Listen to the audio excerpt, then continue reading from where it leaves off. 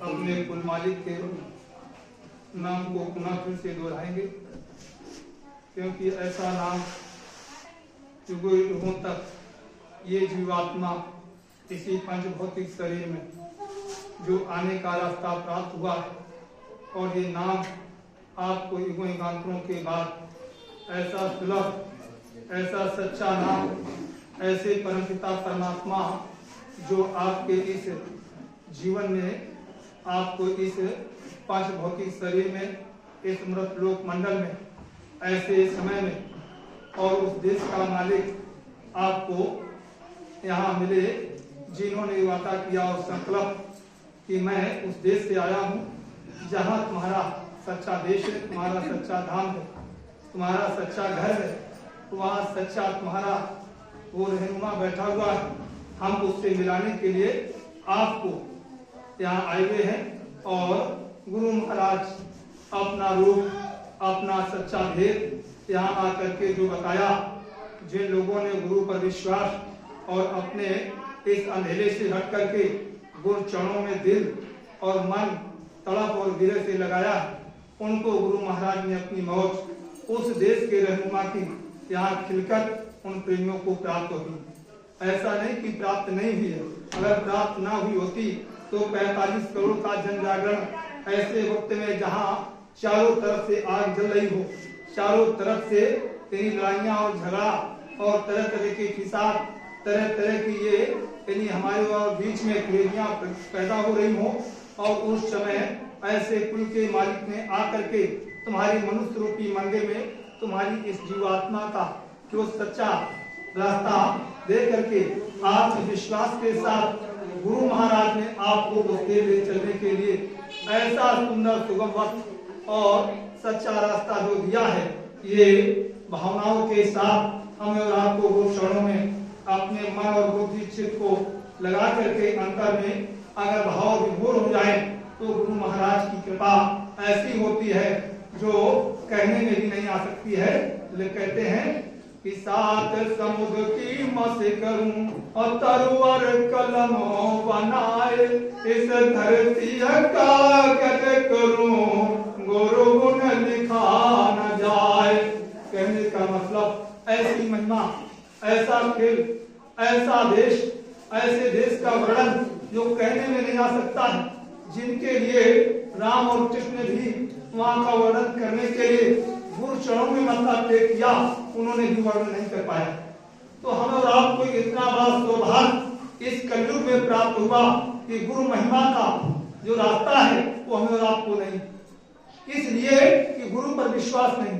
कहते हैं गुरु पर जब सच्चा विश्वास हो जाएगा और दृढ़ विश्वास होकर के जब अंतर में मन बुद्धि चित्त को गुरु चरणों में सौंप दीजिए, संसार से मन को हटा करके जब गुरु चरणों में रख दोगे तो संसार का सारा ये माया का जाल इस दोनों आंखों से हट करके आपका गुरु चरणों में लग जाएगा, और गुरु चरणों से वो दर्शन, वो दया, वो खिलकत वो आजादी, वो आनंद, वो प्रेम प्रकट होता है जिस प्रेम का यहाँ वर्णन नहीं किया जा सकता है। कहते हैं कि प्रेमों से प्रकट हुई मैं जाना।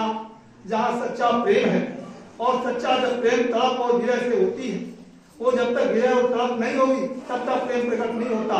वो तो वेदना होती है अंदर से, जब वेदना होती है तब मालिक प्राप्त होता है। और उस मालिक को प्राप्त करने के लिए जो संसार में आपको ये सृष्टि पर, इस भूमि पर आपको उसने जो जिम्मेदारियां दी हैं उनको निर्वाह करते हुए जब आप अपने काम में इन्हीं मन बुद्धि चित्त से लगे रहोगे तो तुम्हारा अंतःकरण, ये मन बुद्धि चित्त आपका साफ हो जाएगा। और अंतःकरण है वो ना तो इस शरीर में यहाँ सीने में है और ना नाभि में है, ना इस गुर्दे में है, ना हाथों में है, ना कंधे पर है, ना गले में है। अंतःकरण ये दोनों आंखों के मध्य भाग में। बाबा जी ने कहा ये अंतःकरण आपका ये है। ये जब अंतःकरण साफ होगा, इसमें जब इस हुजरे में आपके वो सब पहलाई जो जन्मों और जन्मांतरों के कूड़े कचरे से ये भरी पड़ी है, उसी तरह से आपको जन्म दिया उसने। पंच भौतिक शरीर तो दे दिया उन्होंने कि जाओ मैं तुमको फिर आजादी देता हूँ और पंच भौतिक शरीर देता हूँ। ये पंच भौतिक शरीर में फिर तुमको मैं वही आदेश, वही क्रियाकर्म करने के लिए आपको आजाद करके भेज रहा हूँ। लेकिन अब की बात तो पहचान लेना। लेकिन आपको ये तरह तरह से उस मालिक ने अवसर दिया। यहाँ हम लोग तरह तरह के बखेड़े में खड़े होकर के और फंसते चले गए, क्योंकि ये देश काल का है, माया का देश है। और माया के देश में इस तरह से फंसे हुए हैं क्योंकि जो पीछे कर्म करके आए हो उसी के मुताबिक समय समय पर तुम्हारी मन, तुम्हारा बुद्धि, तुम्हारा चित्त, तुम्हारा अंतःकरण और तुम्हारे साथ में जो तन और मन और धन जो उसने आजादी के लिए दिया है, उससे आप जो कर रहे हो वो मन बुद्धि चित्त उसी तरह से वहां रवा हुआ है। क्यों? ये आपने पहले भी जमा रखा और जो पीछे करके आए हो उसने सब तुम्हारा लेखा जोखा लिख दिया। अब तुम यहाँ करके गुरु चरणों में आए, गुरु चरणों से सब कुछ प्राप्त होने के बाद गुरु चरणों से जो तुमको मिल रहा है और मन साथ नहीं दे रहा, तन साथ नहीं दे रहा, तमाम फिल्मियां संसार में मन बुद्धि चित्त में सब भरा पड़ा मसाला है, तो पीछे के जो कर्म किए हैं वो कौन काटेगा? वो गुरु महाराज कहे कि आपको काटना पड़ेगा।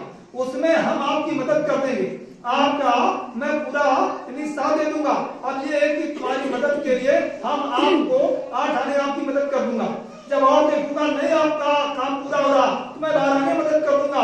4 आने आपको कर्म का भोग तो भोगना ही पड़ेगा, क्योंकि तुमने इस सृष्टि पर अपने हाथों से, अपने आंख से, अपने कान से, अपने नाक से, अपनी जीभा से, अपने पैरों से, अपने मन बुद्धि चित्त से, अपने इस अंतःकरण से जो तुमने कर्म यहाँ किया इन आंखों से, वो सब तुम्हारे इस पर जमा हो गया। ये अंतःकरण सब यहाँ जमा है। यहाँ ना तो पानी जा सकता है, ना तो आग जा सकती है जिससे जला दो, ना तो पानी जा सकता है जिससे तुम धो दो, ना यहाँ कोई ऐसी वस्तु जा सकती है जिससे तुम उसको काट दो। तो यहाँ तो कुछ जाने वाला नहीं। यहाँ तो जब शब्द रूपी नाम की यानी जब छाप पड़ेगी और शब्द की जब ठोकर लगेगी और भेद बताने वाले जब मिलेंगे तो वो भेद की जब ठोकर अंदर में जाती है और रास्ता मिलता है तो वो अंतःकरण तब तुम्हारा साफ होता है। वो अंतःकरण तभी साफ होगा जैसे कि आज यहाँ हम सब लोग आए हुए हैं, ये गुरु महाराज की कृपा है, हमारी आपकी ताकत नहीं। अपने अपने घर गृहस्थी से बाल बच्चों को खेती का, दुकान का, दफ्तर का काम छोड़ करके यहाँ आए हुए हो। आज के इस युग में ऐसी भीषण परिस्थिति में जहाँ घर गृहस्थी में 1 मिनट का जिसको समय ना हो, अपने बाल बच्चों से, खेती दुकान दफ्तर से, संसार के कामों से, तमाम दुनिया के सब बुनियादी काम हमारे लाभ के पीछे पड़े हुए। और उसी गृहस्थ आश्रम में ऐसे संत सद्गुरु, ऐसे कामिल मुर्शिद फकीर जिन्होंने की भूमि पर आकर के उन्होंने आपकी जीवात्मा को इस तरह से मन बुद्धि चित्त और अंतःकरण को इस तरह से नाम के द्वारा और अपनी मौज और अपनी दया कर दी कि तुम्हारे मन बुद्धि चित्त में गुरु चरणों का दिल और हृदय में उनका दिल तुम्हारे दिल में आ गया। वो किसने भेजा? जिन्होंने आपके इस भूमि पर आकर के आपको नाम दान दिया, क्योंकि वो 24 घंटे तुम्हारी निगरानी करते हैं और तुम्हारे बर्तन को साफ करने के लिए वो 24 घंटे तुम्हारे साथ में रतनी रहते हैं।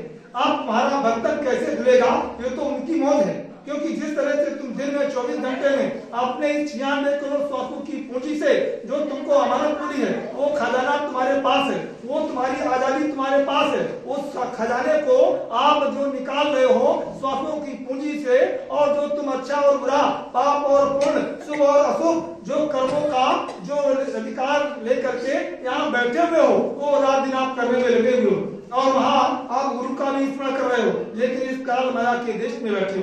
देश किसका है? काल का।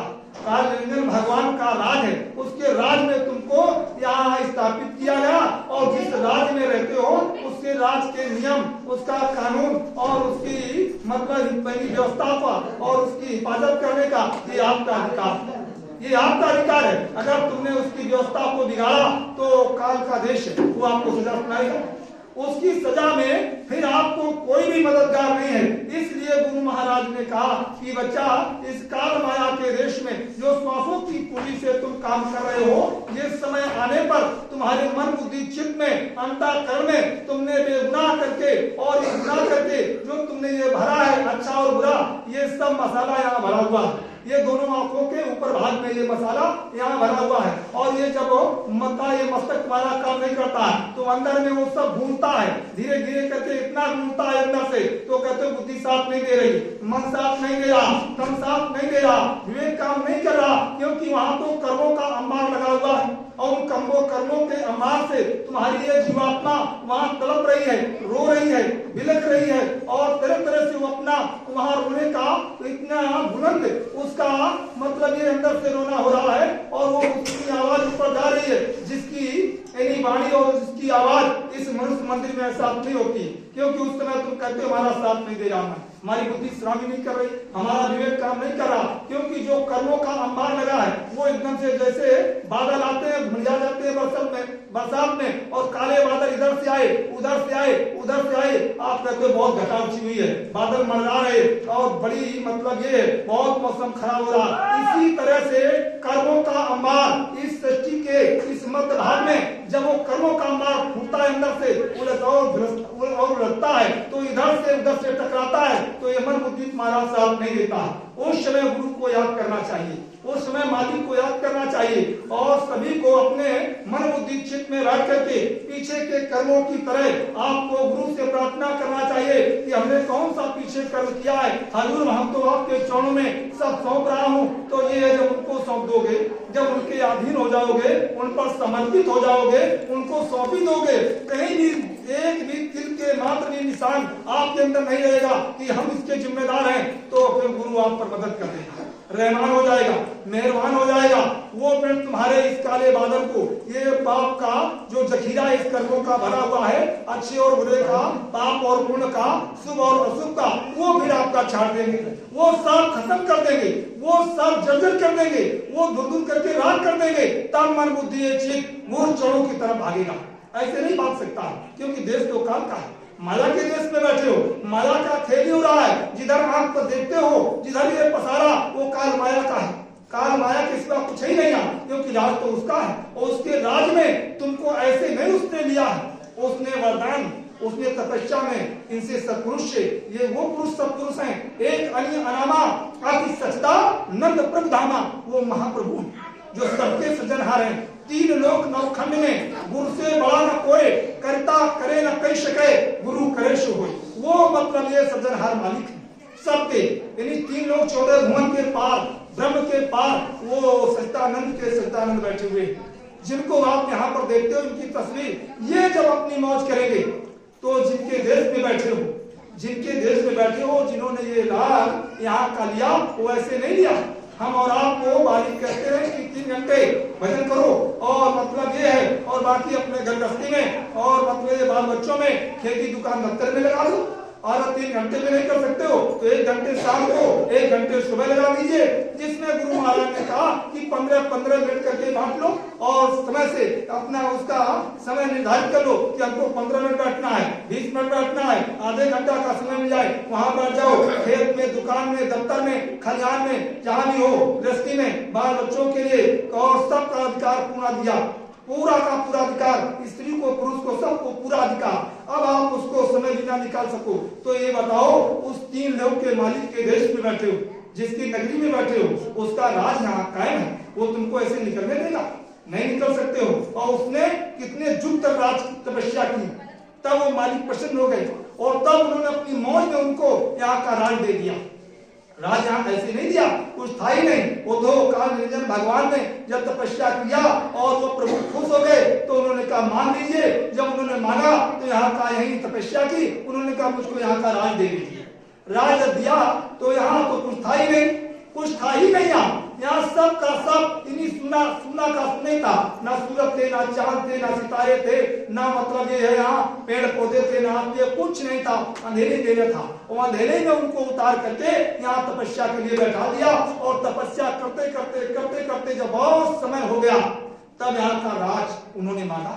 सतपुरुष ने उनको वस्त्र दे दिया कि जाओ मैं देता हूं। उन्होंने कहा मैं राज किससे करूंगा, मैं वहां करूं तो किस पर राज करूं। तब अपनी मौज में उन्होंने एक लोटा भंडार अपने देश से तकसीम करके उनको दे दिया। और जब दे दिया राज करने के लिए तो धीरे धीरे जीवात्माएं अपने निज देश जैसे आती और जाती थी वैसे ही आती जाती थी। वहां अपने पुरुष के पास, अपने मालिक के पास, अपने देश आती जाती थी। और जिसके राज में थे उनका कोई मतलब ही नहीं था। तो उन्होंने देखा एक दिन निरंजन भगवान ने कि जो जीवात्माएं हमको यहाँ राज करने के लिए हमको जिम्मेवारी के साथ हमको सुपुर्द में आई हुई है, ये सब अपने उस देश जा रही हैं और मालिक से मिलजुल रही हैं। और वो तो उनका दर्शन रोज होता था तो देखते थे कि सारी जीवात्माएं इस तरह से जा रही हैं और हमने तो बहुत दिनों तक तपस्या किया लेकिन तो आजाद नहीं उतर आने जाने के लिए। तब उन्होंने जाकर के फिर उनसे फिर वरदान मांगा कि हजूर स्वामी हम कुछ लेना चाहते हैं, ये तो सब आजाद हैं, आपके पास आती है और जाती हैं और हमारा तो वहां कोई मतलब ये पूछताछ ही नहीं है, हमसे कोई मतलब ही नहीं है, हमारी कोई वहां रोक टोक नहीं है, ना कोई मेरा बंधन है, ना हमसे कोई मतलब है। तो उन्होंने कहा फिर बोले हम दो चीजें हमको आप दे दीजिए। तो वो मालिक सत्पुरुष अनामी पुरुष ने कहा आप मांग लीजिए। तो उन्होंने निरंजन भगवान पुनः फिर से कहा कि हमको दो चीजें दे दीजिए। बोले हजूर दे देंगे। बोले हजूर आप देंगे। बोले देंगे। जो 3 बार संकल्प कर लिया तो उन्होंने कहा हमको एक रूप चाहिए और दूसरी माया चाहिए। बोले रूप और माया हमको दे दीजिए। तो उन्होंने वहां से रूप और माया दे दिया। जब निरंजन भगवान को रूप और माया दे दिया तो यहाँ सुरतों को रूप और माया में उतार दिया गया। यहाँ रूप और माया में एक दूसरे को माया के देश में माया दे दी और माया के साथ रूप दे दिया और रूप में सब के सब उसी में भगवान निरंजन ने सब जीवों को फंसा लिया। यहाँ रूप में फंसा लिया, मोह ममता में फंसा लिया और मेरी तेरी में फंसा लिया। और इस काल माया के देश में माया ही ठगनी जिसके पीछे झगड़ा हो रहा है, लड़ाइयां हो रही हैं, वैमनस्यता बढ़ रही है, घर गृहस्थी में, परिवार में, रोजी रोजगार में और मतलब एक गृहस्थ आश्रम में सब इसी की तो लड़ाई झगड़ा फंसा रहा है। देखो निरंजन भगवान ने कैसे आपको फंसाया। तब गुरु महाराज ने कहा कि बच्चा हम आए हैं वही देश से जहाँ तुम्हारा धाम, तुमको घर पहुंचाना एक हमारा काम। यानी उस देश के गुरु महाराज ने कहा मैं आया। कहा वो परिचय दे रहे हैं कि अभी तो मुझे पहचान लो। वो कौन कहते हैं? वो अनामी धाम से अनामी पुरुष। इनको ऐसा वैसा मत समझो। इसलिए गुरु महाराज कहे बच्चा शंका मत करो, ये जिस्मानी मस्जिद एक तुम्हारा किराए का मकान है, इसमें विवेक और बुद्धि ये तुम्हारा साथ नहीं दे रहा। अगर विवेक बुद्धि तुम्हारा साथ दे देगा तो कर्मों के जखीरे जो तमाम जन्मों के वो सोपड़ी पर लादे हो, ये सब खाने का, पीने का, उठने का, बैठने का, रहने का, ठहरने का, आने का, जाने का, कहाँ कहाँ जन्म लिया, कहाँ कहाँ भटका खाए और कहाँ कहाँ से आ करके फिर इस मंडल में तुमको उसने भूमि पर फिर रखा, आपको पीछे का ज्ञान नहीं। गुरु महाराज कहे बच्चा तुमको यह ज्ञान हो जाए तो तुम लड़ाई और झगड़ा व्यवस्था सब खत्म कर दोगे। महात्माओं की वाणी जब मान लोगे, महात्माओं के वचनों को सिरोधार कर लोगे, महात्माओं के वचनों को सर माथे ले लोगे, महात्माओं के वचनों को कंठ के नीचे उतारोगे और महात्माओं के वचनों को ऊपर ब्रह्मांड के ऊपर इन्हें इस्तेमाल जब करोगे, मन बुद्धि चित्त से अंतःकरण से जब मनन करोगे और ध्यान करोगे तो हर चीज तुम्हारे अंदर आ जाएगी कि हमको इस सृष्टि पर क्या करने के लिए अधिकार प्राप्त हुआ है। ऐसे नहीं, इस तरह से नहीं कि हम लोग मतलब ये प्रार्थना कर लिया, भजन करने के लिए भजन में मन नहीं लगता, माला छूट गई और ध्यान नहीं लगता, ध्यान को छोड़ दिया, भजन करने में बैठे, भजन नहीं लगा, 2-2 मिनट 5 मिनट में हमने आंख कान को खोल दिया, चलो शाम को कर लेंगे। ऐसा नहीं, भजन करो।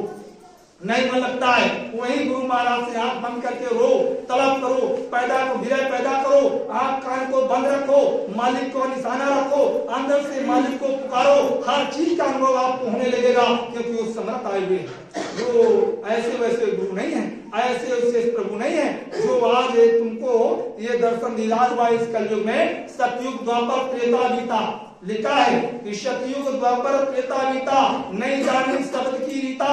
वो शब्द की रीति अगर जान गए होते तो इस सृष्टि पर आपने देखा ब्रह्मा और विष्णु महेश आपने निर्धाम पहुंचे होते, भगवान राम और कृष्ण ये निर्देश पहुंच गए होते। लेकिन शब्द की रीति को नहीं जाना, काल माया के देश में उनको रूप और माया में फंसा दिया और सबको अपने में उन्होंने दे करके और सबको ऐसे जाल में फंसा लिया।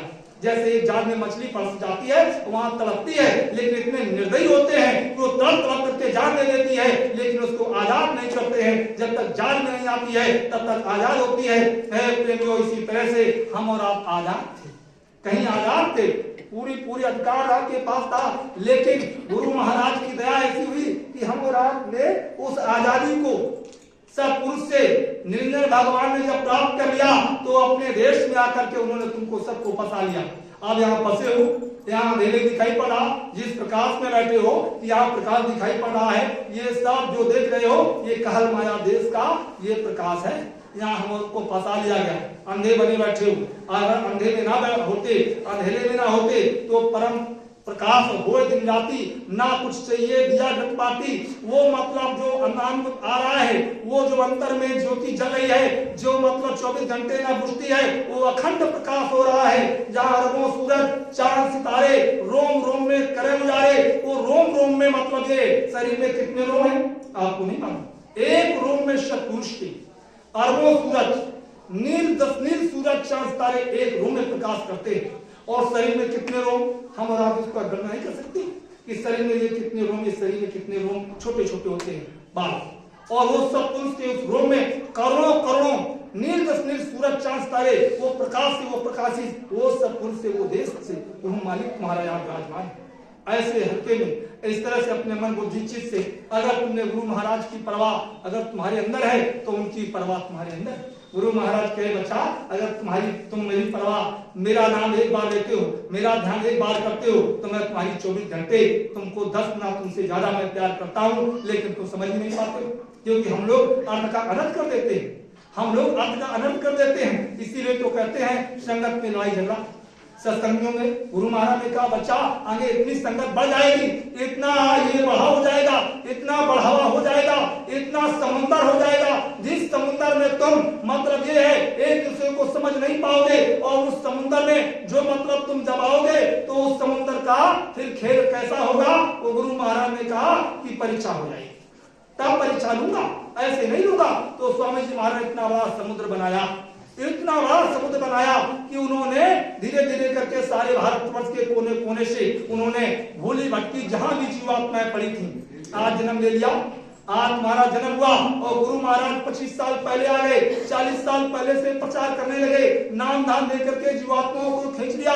फिर उनका जन्म हुआ, जब समय आया तो स्वामी जी महाराज ने उसी घर गस्ती में उनको भेज दिया जहाँ जन्म हुआ और दूसरे सत्संगियों के घर में फिर उनको खींच लिया, या सत्संगियों के घर में उन जीवों को भेज दिया। तो जा करके तुमने मथुरा में खड़ा कर दिया। ये गुरु की संभाल, कितनी संभाल तुम्हारी की उन्होंने। हम और आपको समझ में नहीं आ रहा कि गुरु महाराज ने सवाल कौन की है। ये समर्थ गुरु ने, जिन्होंने कहा हमने एक जन्म नहीं 7 जन्मों का ठेका लिया। अब हमें और आपको मालूम नहीं है कि कितने जन्म हो गए, और गुरु महाराज ने कहा कि 7 जन्मों तक मेरा ठेका। बच्चा आपकी बात तो हमारे साथ चलो, पहचान लो, शंका मत करो। तब तो गुरु महाराज मन से कहे कि बच्चा संदेह मत करो, शंका मत करो। अगर गुरु पर शंका हो जाए और प्रेमियों तो कहते घर गृहस्थी में लड़ाई झगड़ा हो जाता है। अगर गृहस्थ में शंका हो जाए, पत्नी में शंका हो जाए, माँ बेटे में शंका हो जाए, पिता पुत्र में शंका हो जाए, पड़ोस में शंका हो जाए, संगत में शंका हो जाए, और मतलब ये मुल्क में शंका हो जाए, तो गुरु महाराज ने कहा झगड़ा हो जाता है, वैमनस्यता फैल जाती है, वहाँ मतलब विनाश हो जाता है। इसलिए जो तुमने बीज बोया है, जो बीज बोया है, गुरु महाराज ने कहा काटेगा कौन। अरे इस लोक मंडल में जो कर्म तुमने किया है इसको भोगेगा कौन। तब सत्पुरुष सृष्टि पर कब आते हैं, जब इस सृष्टि पर तमाम तरह से इन्हीं खुरेलियां पैदा हो जाती हैं, वो मालिक संभाल करने के लिए अपनी रूह की कि क्योंकि कितने जन्म हो गए, नाम दान लिया होगा, भजन नहीं कर पाए, संगत में बने रहे और समुद्र में बने रहे, समुद्र के रेली में चलते रहे, लेकिन सवाल नहीं हो पाई। जिनकी सवाल हो गई वो चले गए। तब तो गुरु महाराज ने आपसे बताया कि बच्चा जब मैं उधर से निकला तो कबीर ने कहा मेरी रूहें पड़ी हैं, गोस्वामी जी महाराज ने कहा हजूर मेरी रूहें पड़ी हैं, नानक ने कहा मेरी रूहें पड़ी हैं, ईसा मसीह ने कहा मेरी रूहें पड़ी हैं, गोविंद साहब ने कहा मेरी रूहें पड़ी हुई हैं। आज जरा सोचो, वो मुसलमानों में मोहम्मद साहब आए थे कलयुग में, उन्होंने कहा कि मेरी रूहें पड़ी हैं। किनसे? इनसे जिनका तस्वीर लगा ये सत्पुरुष उद्देश्य क्या है। तो आप जरा विचार करो कि उनकी रूहें पड़ी हैं और मालिक ने कहा मन से कि उन रूहों को मैं सबको लेने आया हूं। तो जब गुरु महाराज सबको लेने आए तो क्या तुम्हारा विजन हुआ? इसका मतलब कबीर से मुलाकात हुई होगी, नानक से मुलाकात हुई होगी, मोहम्मद साहब से मुलाकात हुई होगी और मतलब गोस्वामी महाराज से मुलाकात हुई होगी, नाम दान पाया, रूहें पड़ी रही और फिर मनुष्य शरीर मिल गया और अब की बार सीधे आपको डायरेक्ट वो मालिक आया तुमको लेने के लिए, जिन्होंने कहा कि हमारी सब रूहों को प्रभु जा रहे हो तो लेकर आना। आप विचार करो, इतनी बड़ी महान सच्ची पराई कबीर जैसे, उनका मतलब ये उन्होंने प्रार्थना किया इनसे कि जा रहे हो वो सब रूहों को अपनी बल लेकर आना, छोड़ना नहीं। तो मालिक कहते मैं सबका ठेका लेकर आया, उनके मतलब वचनों को मैं काट नहीं सकता हूं। तो आप सोचो कितना जन्म हो गया, कैसे कैसे इस सृष्टि पर मनुष्य शरीर मिला, कैसी कैसी पीड़ा उठानी पड़ी और आज जो वर्तमान में पीड़ा सत्संगियों को संसार के लोगों में जो प्राप्त मिल रही है तो संसारियों की तो बात समझ नहीं सकती हूँ, लेकिन सत्संगी की तो बात समझता है। जो नाम ना लेकर के बैठे गृहस्थी में कि मैं गुरु से जुड़ा हूँ, वो सत्संगी अपने को देख रहा कि गुरु महाराज से जुड़ने के बाद हम अपना भजन करते या हम आदेश का पालन करते, हम भाव भक्ति करते, सत्संग सेवा करते, गुरु चरणों में रात दिन याचना वंदना करते, लेकिन गैर शास्त्र में तमाम प्रकार की पीड़ा। ये कौन पीड़ा है? ये आपकी बनाई हुई पीड़ा है, गुरु पीड़ा नहीं। गुरु महाराज को अपना जैसा बनाने आए, गुरु सच्चा वही है और उसी को गुरु कहते हैं जो अपना जैसा बनाए। गुरु महाराज ने पूर्णिमा को कहा था एक बार, हम वही थे आश्रम पर, स्वामी जी महाराज ने कहा बच्चा आप लोग शंका मत करो, हम आपको अपना जैसा बनाने आए हुए, आप लोग शंका मत करिए, अपना जैसा ही तुमको बनाऊंगा और बना करके यहाँ से चलूंगा, लेकिन बच्चा शंका मत करो और कि बाबा जी ने जो पाया हमको मतलब वो रास्ता और वहां नहीं पहुंच पाएंगे, बच्चा तुम मेरे जहाज पर बैठोगे, मैं आपको लिए आया हूं और ये जहाज ऐसे जाएगा नहीं और जब जाऊंगा तो मैं तुमको लेकर जाऊंगा और मैं अपना बना करके ले जाऊंगा अपने जैसा। तो सोचो जब तक उनके जैसे नहीं बन जाओगे, मतलब क्या? अब लोग क्या ये रूप या स्वरूप कहने का मतलब जिस दरिया में तुमको जाना है उस दरिया में वो मालिक तुमको स्नान कराना चाहते हैं, लेकिन घर गृहस्थी में गृहस्थ आश्रम में ही स्नान कराएंगे, क्योंकि गृहस्थ आश्रम में जब रहोगे तो एक दूसरे के प्रति जो तमाम रगड़े झगड़े हैं तभी तो समाप्त होगी। रगड़े झगड़े कर्मों के हैं ना, और जब तुम गृहस्थ आश्रम में होगे तब कर्मों का लेना देना आदान प्रदान हो जाएगा, आपका जीवन निर्मल हो जाएगा, आप स्वतंत्र हो जाओगे, आप आजाद हो जाओगे। तो गृहस्थ आश्रम से बढ़कर कोई आश्रम नहीं। इसलिए बड़े भाग्य, बड़े किस्मत के आप जो है कि जो आज इस समय इस भूमि पर ऐसे वक्त में, ऐसे समय में, ऐसे संत सदगुरु से आपको इतनी बड़ी मौज और दया मिल रही है और शरीर में तमाम पीड़ा गृहस्थ आश्रम की, उसको हम और आप बर्दाश्त करो, क्योंकि ये पीड़ा जो बनाई है शाम सुबह उस मालिक से प्रार्थना करो। आज जब रात में खुल जाए तो मालिक से प्रार्थना करो, ये हजूर समर्थ आप हमारे समर्थ हो, हम तो सारा जीवन का आज का भार आप ही को सौंप रहा हूँ और हर समय ये कहना पड़ेगा, जब तक कहोगे नहीं तो आपकी सुनवाई नहीं होगी।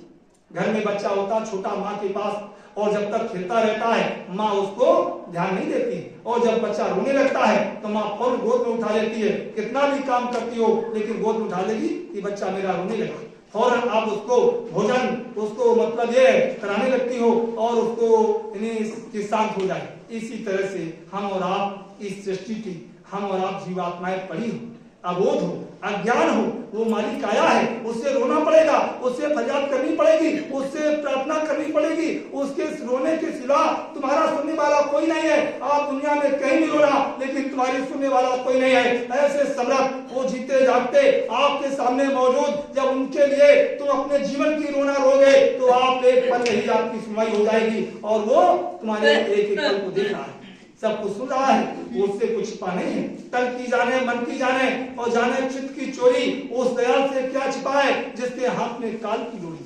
आप सोचो विचार करो, जिनके हाथ में अंड और पिंड ब्रह्मांड की डोरी तो हमारा राम का क्या छिपा है। हम और आप इस मन और बुद्धि चित्त में जिस जीवात्मा को हृदय से अपने गुरु चरणों में लगाओ, कि गुरु महाराज का क्यों ये बड़े भाग हैं कि ऐसे गृहस्थ आश्रम में तुमको जीवन दिया, जहाँ गृहस्थ आश्रम में हम और आपको इन सब कुछ काम करते हुए और गुरु महाराज ने सुलभ कर दिया, सुलभ कर दिया। क्यों लिखा है कि कर्णधार कर्णधार सतगुरु छयनावा और दुर्लभ साज सुलभ करी पावा। ऐसे कर्णधार मिले आपको, वक्त के ऐसे कर्णधार जो आपकी नैया की, आपकी पतवार बल्ली उनके हाथ में, एक पल में इधर से उधर कर देंगे। हम और आप जैसे इधर देखते हो ये आंख खुली है और इधर सामने हम आपको देखते हैं कि हमारी माताएं बहनें देवियां बैठी हुई हैं। गुरु महाराज का ये तस्वीर लगा हुआ है, ये मकान और दुकान और दफ्तर, ये संसार सब दिखाई पड़ रहा है इसी तरह से, और इसके पीछे क्या है, अंधेरा दिखाई पड़ रहा है। हमको ज्ञान नहीं है आपको। इसी तरह से एक पल में इन्हीं वो ऐसे कर्णधार, ऐसे सदगुरु, ऐसे जो मतलब ये है कि छह नावा, इन्हीं कहते हैं कि वो छह जो मतलब ये इस लोक माया के देश में जहां फंसे हुए हो, वो छह नौका से पार करके वो सप्त लोक की नौका पर ऐसे बैठा देंगे, हम और आप समझ भी नहीं पाओगे। ऐसे पीछे का इन्हीं आगे का पीछे और पीछे का आगे कर देंगे, लेकिन एक पल की तलाश में। क्यों? जब हृदय में धैर्य और धारण रखोगे, विश्वास होगा, दृढ़ता के साथ विश्वास होगा। कहते हैं दृढ़ कर राम शब्द निशानी और तेरी कालो करे नहीं हानि। जब काल के देश में हो तो आपको कोई नुकसान नहीं होगा, कोई आपका उससे किसी भी प्रकार की मतलब ये तकलीफ नहीं होगी। लेकिन जब निशाना पर होगा तब संसार के इस संसार रूपी सागर में जहां आए हो, गुरु महाराज तुम्हारे कर्मों को सब खत्म कर देंगे। लेकिन गुरु को सौंप तो देखो, जब गुरु को ही नहीं सौंपेंगे तो हमारा आपका स्वयं बोझा डाले हो, स्वयं मन को चला रहे हो, तन को चला रहे हो, बुद्धि से काम ले रहे हो, हृदय से काम ले रहे हो और चतुर्थांतकरण से काम ले रहे हो। इनको समर्पित कर दो, फिर उसकी दया इसमें आती है। फिर वो दया आती है, कहे कि गुरु करे करो तुम सोई। फिर उनकी मौत पर छोड़ दीजिए कि वो क्या करा रहे हैं, हमारा आपको क्या है, हमारा आप उनको सौंप दो, ये डोरी उनको सौंप दो। और फिर गुरु की आनंद, उनका मतलब ये आनंद जब अंदर में मिलेगा और अंदर से जब वो हमारी बुद्धि और प्रेरणा आएगी तो गुरु से प्रेरणा आएगी। और गुरु कौन है? समर्थ, जो प्रकाशमान, वो प्रकाशमान उसको गुरु कहते हैं। अंधेरे का गुरु नहीं है तुम्हारा, वो प्रकाशमान गुरु है। वो अंडपिंड ब्रह्मांड के परे वाला गुरु तुम्हारा है, वो समर्थ गुरु है और वो अनामी धाम से आए हुए हैं, वो प्रकाशित गुरु है। उनकी दया जब आएगी तो उसकी झलक, उसका प्रकाश इस दिव्य दृष्टि पर पड़ेगा, आनंद उसका लाभ मिलेगा। तब तुम्हारी जीवात्मा ये निर्मल और धीरे धीरे करके अंतःकरण तुम्हारा ये साफ होगा और धीरे धीरे संसार रूपी ये मोह ममता तुम्हारी जो संसार में है, इससे धीरे धीरे उसी गृह शास्त्र में उनकी दया होने लगेगी। तो भजन भी बनेगा और गुरु से प्रार्थना भी बनेगी, गुरु चरणों में दर्शन और उनकी मतलब श्रद्धा और लगन और तड़प भी बढ़ेगी, तब दया होती है। जब तक लगन नहीं, जैसे बच्चों के लिए तड़प, काम के लिए तड़प, गृहस्थी में कि हमको ये करना है, खेती का करना है, गृहस्थी का करना है, बाल बच्चों का करना है, दुकान दफ्तर का करना है। सुबह उठते ही फौरन वही दिमाग पहुंच गया कि हमको अपनी दुकान खोलनी, दफ्तर खोलना है, हमको ये काम करना है। गुरु महाराज कहे इसी तरह से जैसे ही आंख खुले तो मतलब ये 10 मिनट पहले ही आप समझ लो कि हमको 10 मिनट के लिए और अपना काम बंद करना, सोचना विचारना, पहले उस गुरु का स्मरण करो, अपने मालिक को स्मरण करो, इसी बैठ करके उसी बिस्तर पर और विस्मरण करके सच्ची एक प्रार्थना गुरु चरणों में बोलो और उनको अपने जीवन का भार सौंप दीजिए। और फिर अपना भजन का समय तो भजन करो, भजन करो और उनको सौंप दो। गृह शास्त्र का काम करो तो प्रेरणा देने वाला आपको प्रेरणा देने लगेगा, प्रेरणा देगा वो, क्योंकि वो समर्थ है। तुम्हारी डोर उनके हाथ में है और डोर तो हाथ में देगी, लेकिन तुम्हारा तुमने मन जो है वो तुम्हारा साथ नहीं दे रहा है। डोरी दे दी, पकड़ा दी और पकड़ा दिया और तुम इधर खींच रहे हो, गुरु इधर खींच रहा है, लेकिन मन इतना आजाद है क्योंकि काल के देश में वो आजादी लेकर आया, बैठा हुआ है तुम्हारे साथ में और इतना आजाद है कि फौरन धार करके तुम्हें उधर खड़ा कर देता है, उधर खड़ा कर देता है। लेकिन ये नहीं मालूम कि हमने डोरी किसको दी, डोरी उधर है और मन इधर, तो कैसे साथ होगा, केर वेद का कैसे साथ चलेगा। इसलिए गुरु महाराज इस समर्थ गुरु के साथ में आपकी बार फिर मिलना हुआ है। ये सोच कर चलो कि ये गुरु महाराज हमें जो मिले हैं, ना जाने कितने जन्मों के पूर्ण हमारे ये इतने सजग और सुलभ करके मालिक मिल गया। आपकी बार जीवन का सौभाग्य, नहीं तो बहुत बहुत फिर जन्मों तक होना पड़ेगा। फिर ऐसा सदगुरु ऐसे स्वामी से हमारी और आपकी मुलाकात नहीं होगी। आपकी विछड़े कब मिलेंगे? सोचो आप, तो आपकी बार गुरु महाराज मिले और कहा बच्चा आपकी बार मैं आया, मुझे पहचान लीजिए, मैं ऐसे जाने वाला नहीं, इस तरह से जाने वाला नहीं। गुरु महाराज एक पत्रिका में लिखा था, मेरे पास पत्रिका नहीं रही, किसी प्रेमी ले गया, नहीं गया, उसमें लिखा था कि बच्चा मेरी 9 बार मृत्यु हो चुकी है, 9 बार मृत्यु होने के बाद मैं यहाँ पर मौजूद हूँ, फिर 10वीं बार का मामला होगा, उस समय मैं फिर इस सृष्टि पर 10वीं बार जब लाखों नर नारियों, बच्चों और बच्चियों के घड़ों आंसू आएंगे मेरे लिए, उस समंदर में, उस संगम में जब लाखों लोग मेरे लिए रोएंगे, नर नारी, बच्चे और बच्चियां, उस समय इस सृष्टि पर मैं पुनः फिर सबके बीच में आऊंगा। वो 10वीं बार का मेरा अंतिम संग्राम होगा, और जो अंतिम संग्राम होगा वो तीसरा विश्व युद्ध भी मुझ पर निर्भर करता है। मैं तब अपना परिचय दूंगा, तब मैं अपना आपके बीच में वो अंतिम संग्राम होगा, और मैं तुम्हारे कंधे से कंधा लगा करके मैं भारत की रक्षा करूंगा। वो सत्पुरुष, आप सोचो, मैंने उनकी कलम से लिखा हुआ देखा, लेकिन पत्रिका नहीं दी, मैं ले आता, और पत्रिका जो ले गए वो उन्होंने दी नहीं। साथ साथ मालिक के पुस्तका में लिखा था, किताब में, 9 बार होने के बाद मेरी 10वीं बार का मामला। तो ये सदगुरु है, इनका आवा और गमन हमारे बीच में ऐसे निकल जाएंगे, ऐसे चले जाएंगे, हम और आप नहीं समझ सकते। क्योंकि हम और आप जो अपने 5 साल में थे, 10 साल में थे, 20 साल पहले क्या करते थे, क्या नहीं करते थे, सब भूल भुलैया में इसी दिल दिमाग से भर गया। और वो तो वर्ण और पिंड ब्रह्मांड कहते, भूत और भविष्य और वर्तमान का 1 लाख वर्ष आगे, और पीछे का भूत का, भविष्य का, वर्तमान का, वो तो सब कुछ जो जिनके हाथ में देश का अंड पिंड ब्रह्मांड है, तो उनसे छिपा क्या है? कहीं भी हो, दिल्ली में, लखनऊ, अमेरिका, जापान, रूस, कहीं भी बैठे हो और मतलब ये कुछ भी करते हो, उनसे कुछ नहीं छिपा। वही तो कर्म हमारा रहा होता है। उस कर्मों को वो काटने आए, निर्मल बनाने आए, झाड़ू वो लगाएंगे, हम और आप किसकी झाड़ू लगा रहे हो? वो जिसकी झाड़ू लगवा दे तुमसे, वो उनकी मौज है, लेकिन हमारे और आपके पास कुछ नहीं है। वो तो उनकी दया है, उनकी दया। गुरु महाराज ने मथुरा आश्रम से कितनी बार कहा कि बच्चा जाओ संगत में सत्संग, ये संदेश मेरा ले जाओ, जंगल में फैला दो, जंगल में जा करके एक एक प्रेमी को बता दो, और नए जीवों को ले आओ और जगा दो। और बच्चा ये झाड़ू लगा दो, तुम झाड़ू लगा दो, और पीछे से तुम्हारी झाड़ू मैं लगा दूंगा। तुम ये नाम की झाड़ू लेकर के जो मेरा आदेश उसका जंगल में प्रचार कर दो। बच्चा झाड़ू लगा दो जा करके, और सफाई हो जाए, और जो सफाई हो जाएगी, जो जीव निकल के आ जाएंगे, हमारे पास लाकर खड़ा कर देना, और बच्चा मैं साफ कर दूंगा, और तुम्हारा भी उसी में तुम्हारे ऊपर दया भी हो जाएगी, और तुम्हारा भी जीवन का कल्याण हो जाएगा। तो कल्याण करने वालों ने कितनी बड़ी मालिक ने तुम्हारे ऊपर दया बरसाई, हर तरह से आजादी दे दी कि जैसे चाहो वैसे तुम मुझसे मतलब ये अपना कल्याण करा लो। तो समर्थ गुरु आए हुए, इसलिए ऐसे समर्थ गुरु का हमें और आपको आज इस शुभ अवसर जो आज हमें और आपको पुनः फिर मिला है, और इस लक्ष्मी मंडल में हमारे बहुत बहने भाई प्रेमी बैठे हुए, ये जीवन का परम सौभाग्य कि हम और आपको सबको ये गुरु की कृपा है, उनकी मौज है। कृपा बहुत बड़ी चीज होती है। दया जब याद करोगे तो कृपा हो जाएगी, और जब गुरु की याद ही नहीं करोगे तो याद का मतलब दया, जब याद करोगे तो उल्टा उसकी दया, मतलब ये याद करने से गुरु की दया हो जाए, और जब दया होने लगे तो हमारा आपकी संभाल होने लगे। तो कहने का मतलब ये जीवन का परम सौभाग्य कि ऐसे वक्त में ना जाने कहते हैं कि मतलब ये कहाँ की ईंट कहाँ का गाड़ा, भानुमती ने नाता जुड़ा, हम और आपका जीवन जो सुलभ हो रहा, हमने आपने कभी नहीं सोचा था। हमने तो कभी नहीं सोचा कि आपका दर्शन होगा, आपके चरणों से हमारा भी जीवन का कल्याण होगा। तो ये दर्शन और प्रसन्न हो रहा है, ये गुरु की कृपा से, ये उनकी मौज है। किससे कहा किससे काम लेना है, उस समय पर उससे काम ले लेंगे। हम और आप कितना भी करो कि नहीं हम ऐसा नहीं ऐसा करेंगे, लेकिन आपकी डोरी उनके पास। माली ने कहा चाहे हंस के करो चाहे रो के करो, बच्चा काम तो मैं तुमसे करवाई लूंगा, आप नहीं करोगे तो मैं घर में ट्रीट कर दूंगा, तब तुम मुझे याद करोगे। और अगर तुमने मतलब खुशी खुशी से आपने अपना सौदा तय कर लिया तो गृहस्थ आश्रम आबाद हो जाएगा, और तुम्हारा जीवन भी सुलभ हो जाएगा, लौकिक और पारलौकिक दोनों सुलभ हो जाएंगे। और अगर तुमने गुरु से अपना मन और बुद्धि वादा को तोड़ा तो सोच लो कि इधर का दे दुख और उधर का तो दुख तैयार ही। तो दोनों दुखों से बचने के लिए हमें और आपको एक सादे सब सादे सब जाए, ऐसे वक्त में समय में हमें और आपको गुरु चरणों का ध्यान करना है, क्योंकि वो समर्थ है।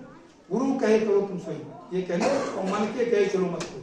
मन तुम्हारा इतना ये चंचल है, ये उसका राज है, तो तुमके मन बुद्धि चित्त को वो भरमा देगा, एक मिनट में भराएगा। हम अब यहाँ बैठे हो फिर भी मन भरम रहा है, घर का, गृहस्थी का, बाल बच्चों का, खेती का, दुकान का, ये मन दौड़ जाता है एकदम से, वहीं पहुंचता है। क्यों आए इधर तो सत्संग में बैठे हो, इधर भी सुन रहे हो, लेकिन कभी कभी बच्चों की तरफ ध्यान पहुंच जाता है। तो कहने का मतलब उसका देशी निराला है, उसके देश का कानून, उसके देश के नियम, उसके देश की आजादी जो मिली है उसे हम और आपको स्वतंत्र कर रही है। और उसी देश में जो आजादी हम और आपको उस मालिक से मिली हुई है, वो मालिक इसलिए तुमको उसका याद दिलाना चाहिए। तुम आजाद होकर के पंछी की तरह से उड़ चलो, इसलिए पावन नाम है। ऐसा नाम कभी भी ना आया और ना आएगा।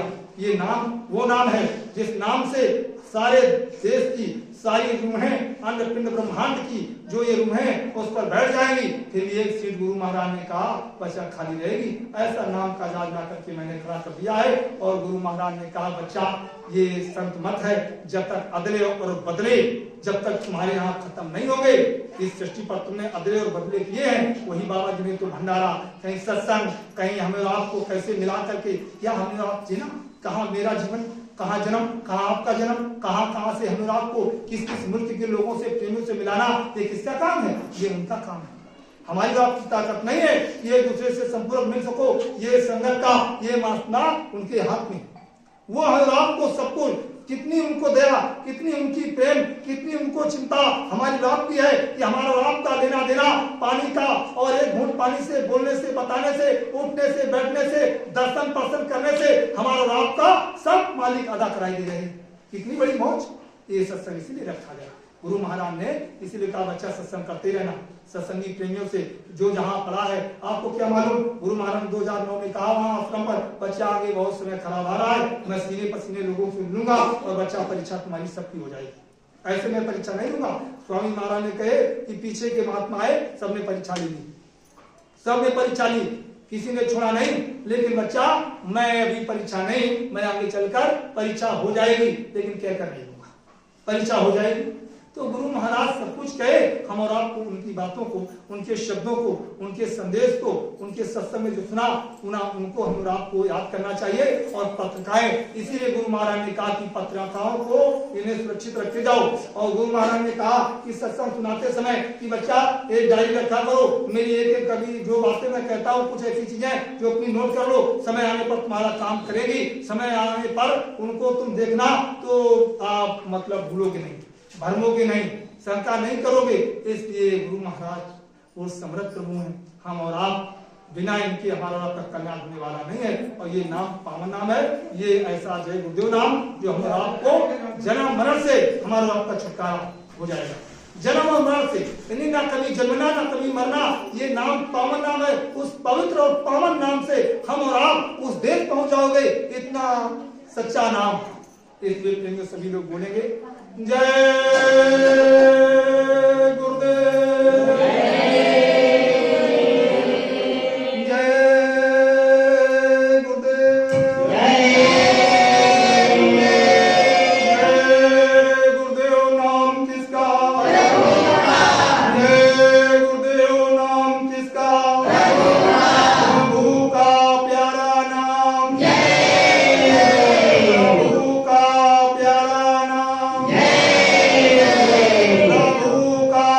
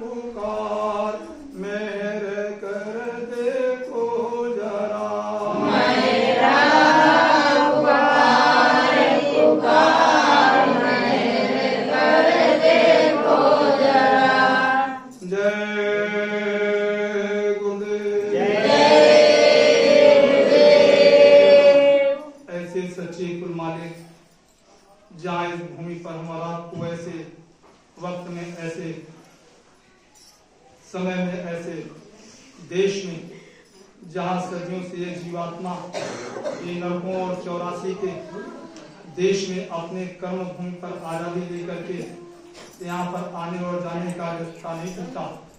ये आने जाने का रास्ता बराबर लगा रहा, क्योंकि जब तक ये जीवात्माएं इस देश में फंसी रहती हैं और जब भूल और भ्रम अज्ञानता में यहाँ पर अपने देश का, अपने मुल्क का, अपने पिता का, अपने सच्चे घर का जब सारा प्रेम खत्म हो जाता है, भूल भुलैया में यहाँ जीवात्माएं फंस जाती हैं, नकली देश में, नकली प्रेम में, तब वो मालिक अपने देश, अपनी रूहों, अपनी जीवात्माओं को लेने के लिए अपना वहां से मतलब ये है आने का रास्ता बनाते। न जाने कितना समय बीत गया इस सृष्टि पर बैठे बैठे आवागमन करते करते यहाँ कर्मों के जखीरे से इतने ये जीवात्माएं ये ग्रसित होकर के यहाँ से निकलना मुश्किल है।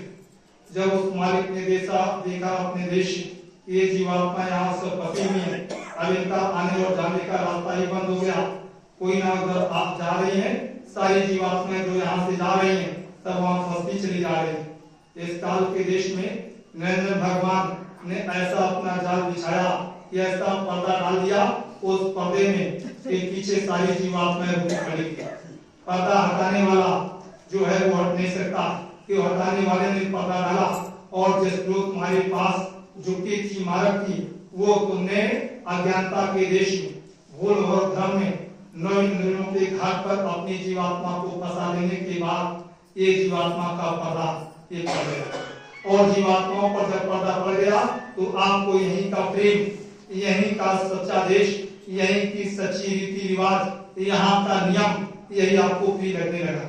ये मालूम ही नहीं कि हमारा देश कहाँ है, ये आपको तो यही मेरा देश है, यही मेरा घर है, यही मेरा प्रेम है, यही मेरी भूमि है, यही का जीवन है, यही बाल बच्चों का, ये खेती दुकान दफ्तर का, ये समाज का, ये पत्नी का, माता और पिता का, भाई और बंधु का, रिश्तेदारों का, मित्रों का, दोस्तों का, लोक और परलोक का, सब इसी को मान बैठे। क्योंकि जब ये सब चीजें होती हैं तब वो मालिक इस सृष्टि पर अपनी रूहों, अपनी जीवात्माओं के लिए वहां से आने के लिए अपनी इच्छा जाहिर करते हैं। लिखा है कि जगो जगो होए धर्मों की जहानी,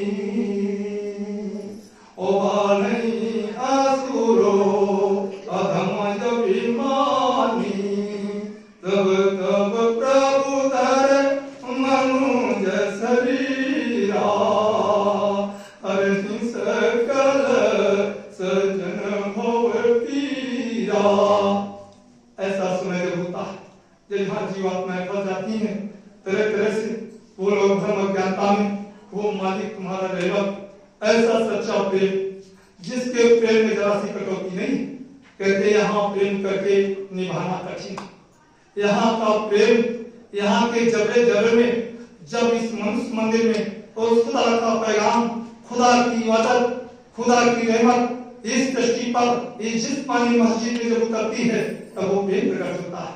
यहाँ ऐसे प्रेम नहीं प्रकट होता है। झूठे लेना, झूठे देना, झूठे चाल चलेना, इसी में फंस करके आपने अपनी जीवात्मा यहाँ फंसा दिया। जन्म मरण से छुटकारा ऐसे नहीं हो सकता।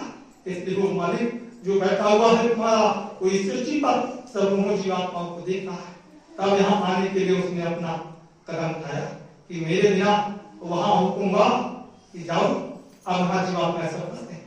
गुरु महाराज को आने के लिए इच्छा नहीं थी, उन्होंने कहा कि मेरी कोई इच्छा नहीं थी, हमको तो मजबूर करके आना पड़ा वहां से कि जाओ वहां संभाल, किसी की बात नहीं, कोई नहीं संभाल सकता।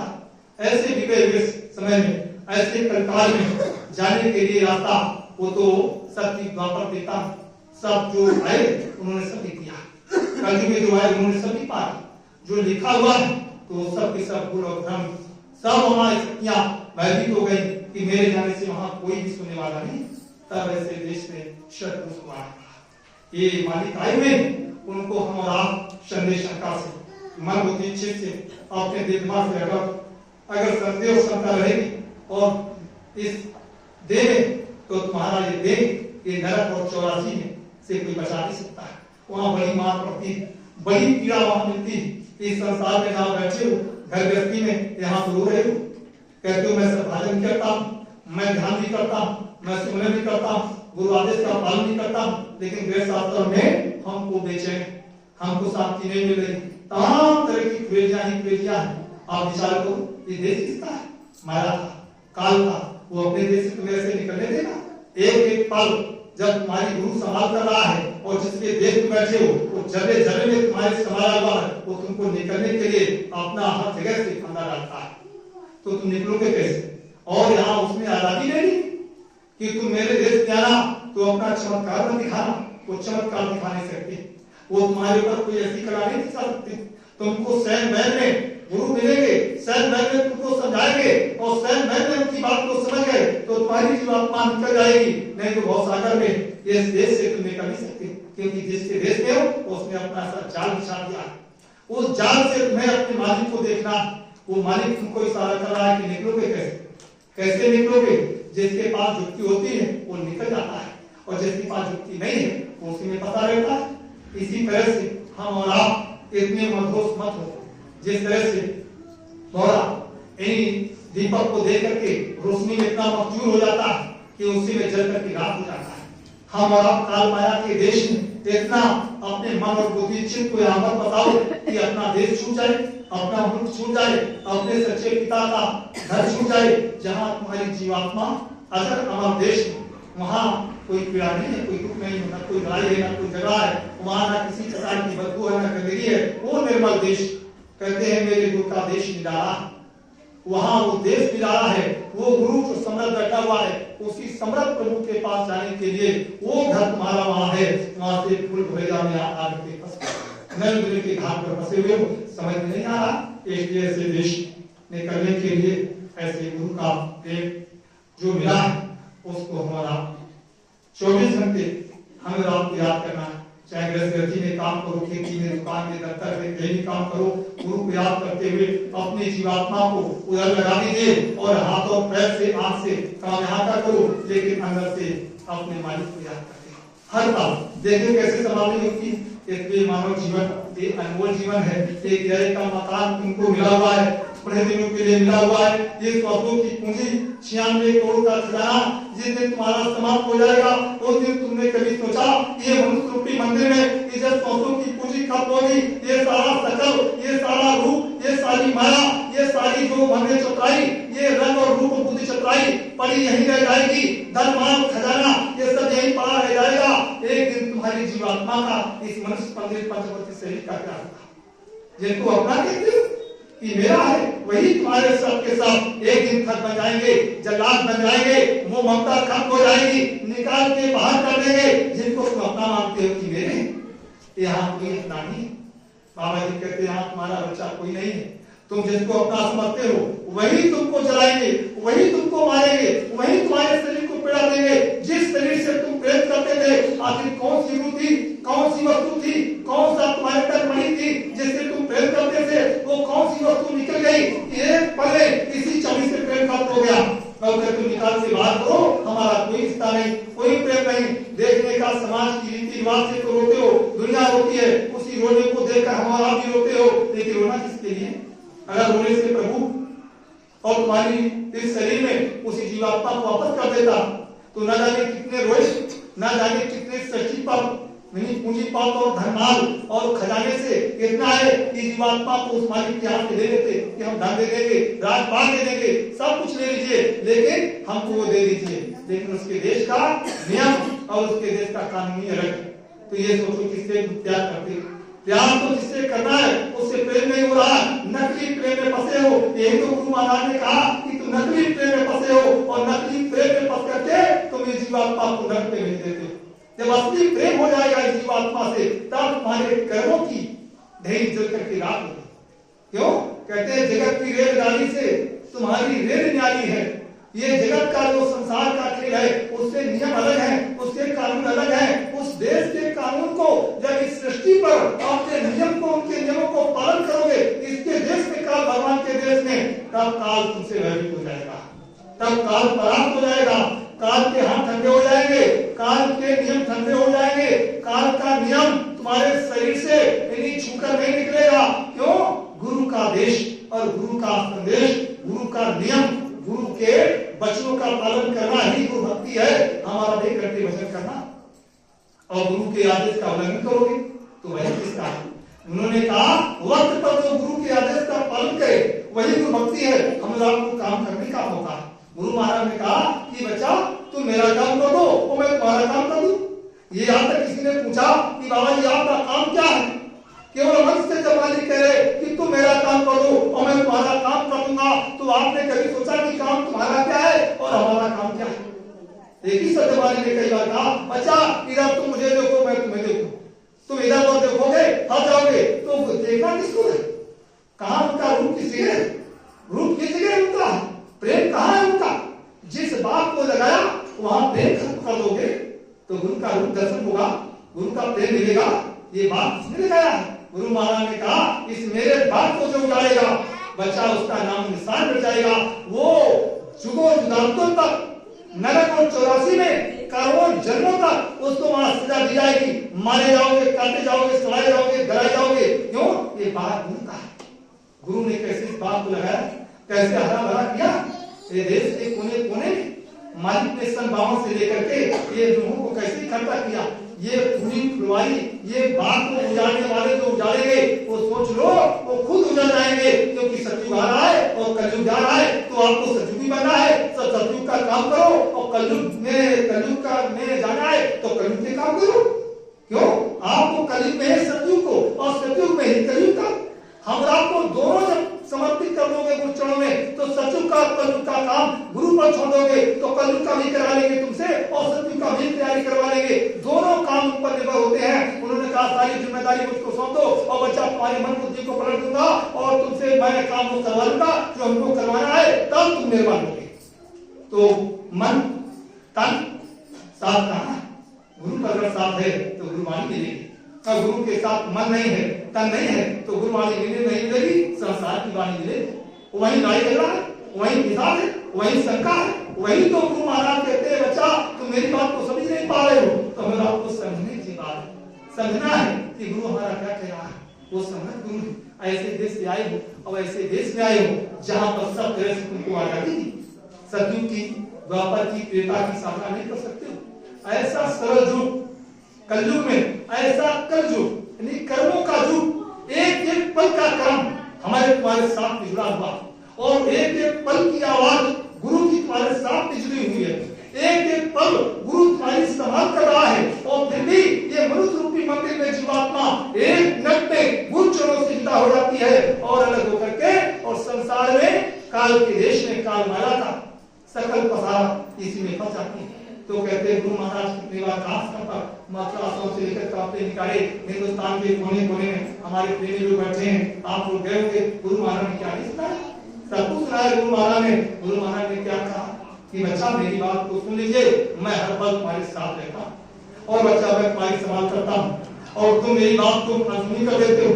तुम मेरी ही बात को एक मिनट में सुनते हो और फिर गुमराह हो जाते हो, क्योंकि मेरी बात तुमको समझ में नहीं आती है। जिस दिन समझ लोगे उस दिन तुम इंसान बन जाओगे। तुम्हारे जीवन का ये जो कपड़ा है ये उतर जाएगा और स्वयं वस्त्र धारण करके जीवन बदल जाएगा। क्यों? वो मालिक समझ, वो ऐसे हाथ रखा है, ऐसे हाथ रखा है जैसे एक महान बर्तन को बनाता है और भीतर ऐसे मुंह इतना बड़ा होता है, एक उसका वैसे डाल करके और नीचे हाथ लगा लेता है और ऊपर से लकड़ी एक चौड़ी होती है ऐसे फट फट फट फट करता है, नीचे से हाथ लगा करके ऊपर से मारता है इतनी जोर से और हाथ गले लगा के रखता है। माटी को फटने नहीं देता, बर्तन को टूटने नहीं देता, हाथ नीचे। ऐसी मनुष्य रूपी मंदिर एक महाराज करता है।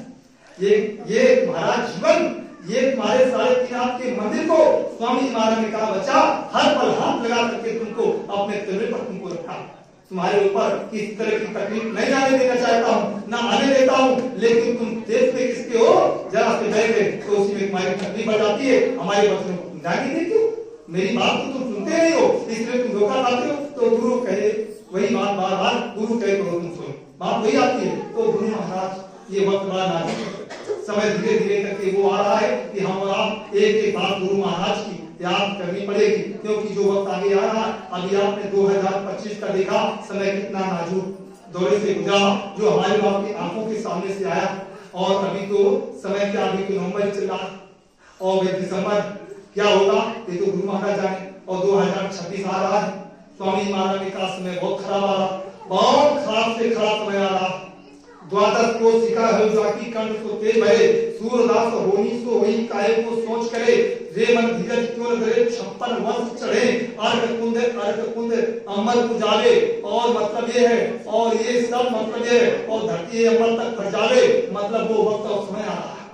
सोचो आप कितनी बड़ी जनहानि होगी, वो वक्त आ रहा है जिस समय के लिए गुरु महाराज ने तुमको तैयारी की, वो समय आ रहा है। आप उस समय से कैसे हमारा बची। दुनिया वालों की बात छोड़ो, सत्संगी परिवार है, जब इतना अच्छे से अच्छे रोज संगत साकारी का प्रचार, रोज सत्संग करते हो और रोज मालिक का गुणगान गा रहे हो, चारों तरफ से सत्संगी ही हमारे पर जाए, तब स्वामी जी महाराज ने मन से कहा, बच्चों नाम दिया है, उसी ग्रंथ शास्त्र में रहना, मेरी एक बात को याद करना, एक बात को याद करते हुए मेरे आदेश का पालन करते हुए और घर गृहस्थी में रहना, एक जीवात्मा 11 जीवात्माओं को बचाएगी। वक्त आने पर वो दया मिल जाएगी, वो दया, वो प्रेम, वो दया का सागर तुम्हारे ऊपर होगा। किसका? जिस सागर में बैठे। उन्होंने कहा तुम्हारे पास इतना पावर होगा कि 11 जीवात्माओं को तुम बचा लो। कैसे बचाओगी? किसके पास? उसका रास्ता किसके पास है? दया कहाँ है? दया किससे मिलेगी? दया मालिक ने कहा बच्चा तुमको दया यहीं से मिलेगी, लेकिन कैसे मिलेगी? वो मेरा रूप संगत है। गुरु महाराज ने कहा मेरा रूप संगत है, दया तुम्हारे पास जाएगी, लेकिन दया को तुम भटका दोगे तो बच्चा दया तो आ रही है, लेकिन तुम उसको भटका रहे हो, तो गुरु का दोष नहीं। माली ने कहा मैं किसी बहाने से तुम जय गुरुदेव मेला और जय गुरुदेव मेरे से जब उसमें आ जाओगे, तो स्वामी महाराज ने कहा कि बच्चा मेरा रूप उसी संगत में पहचाना, और मेरे अपना रूप संगत में जा करके हमारे बीच में कोई आ जाए तो मेरे रूप को देख करके सम्मान करना।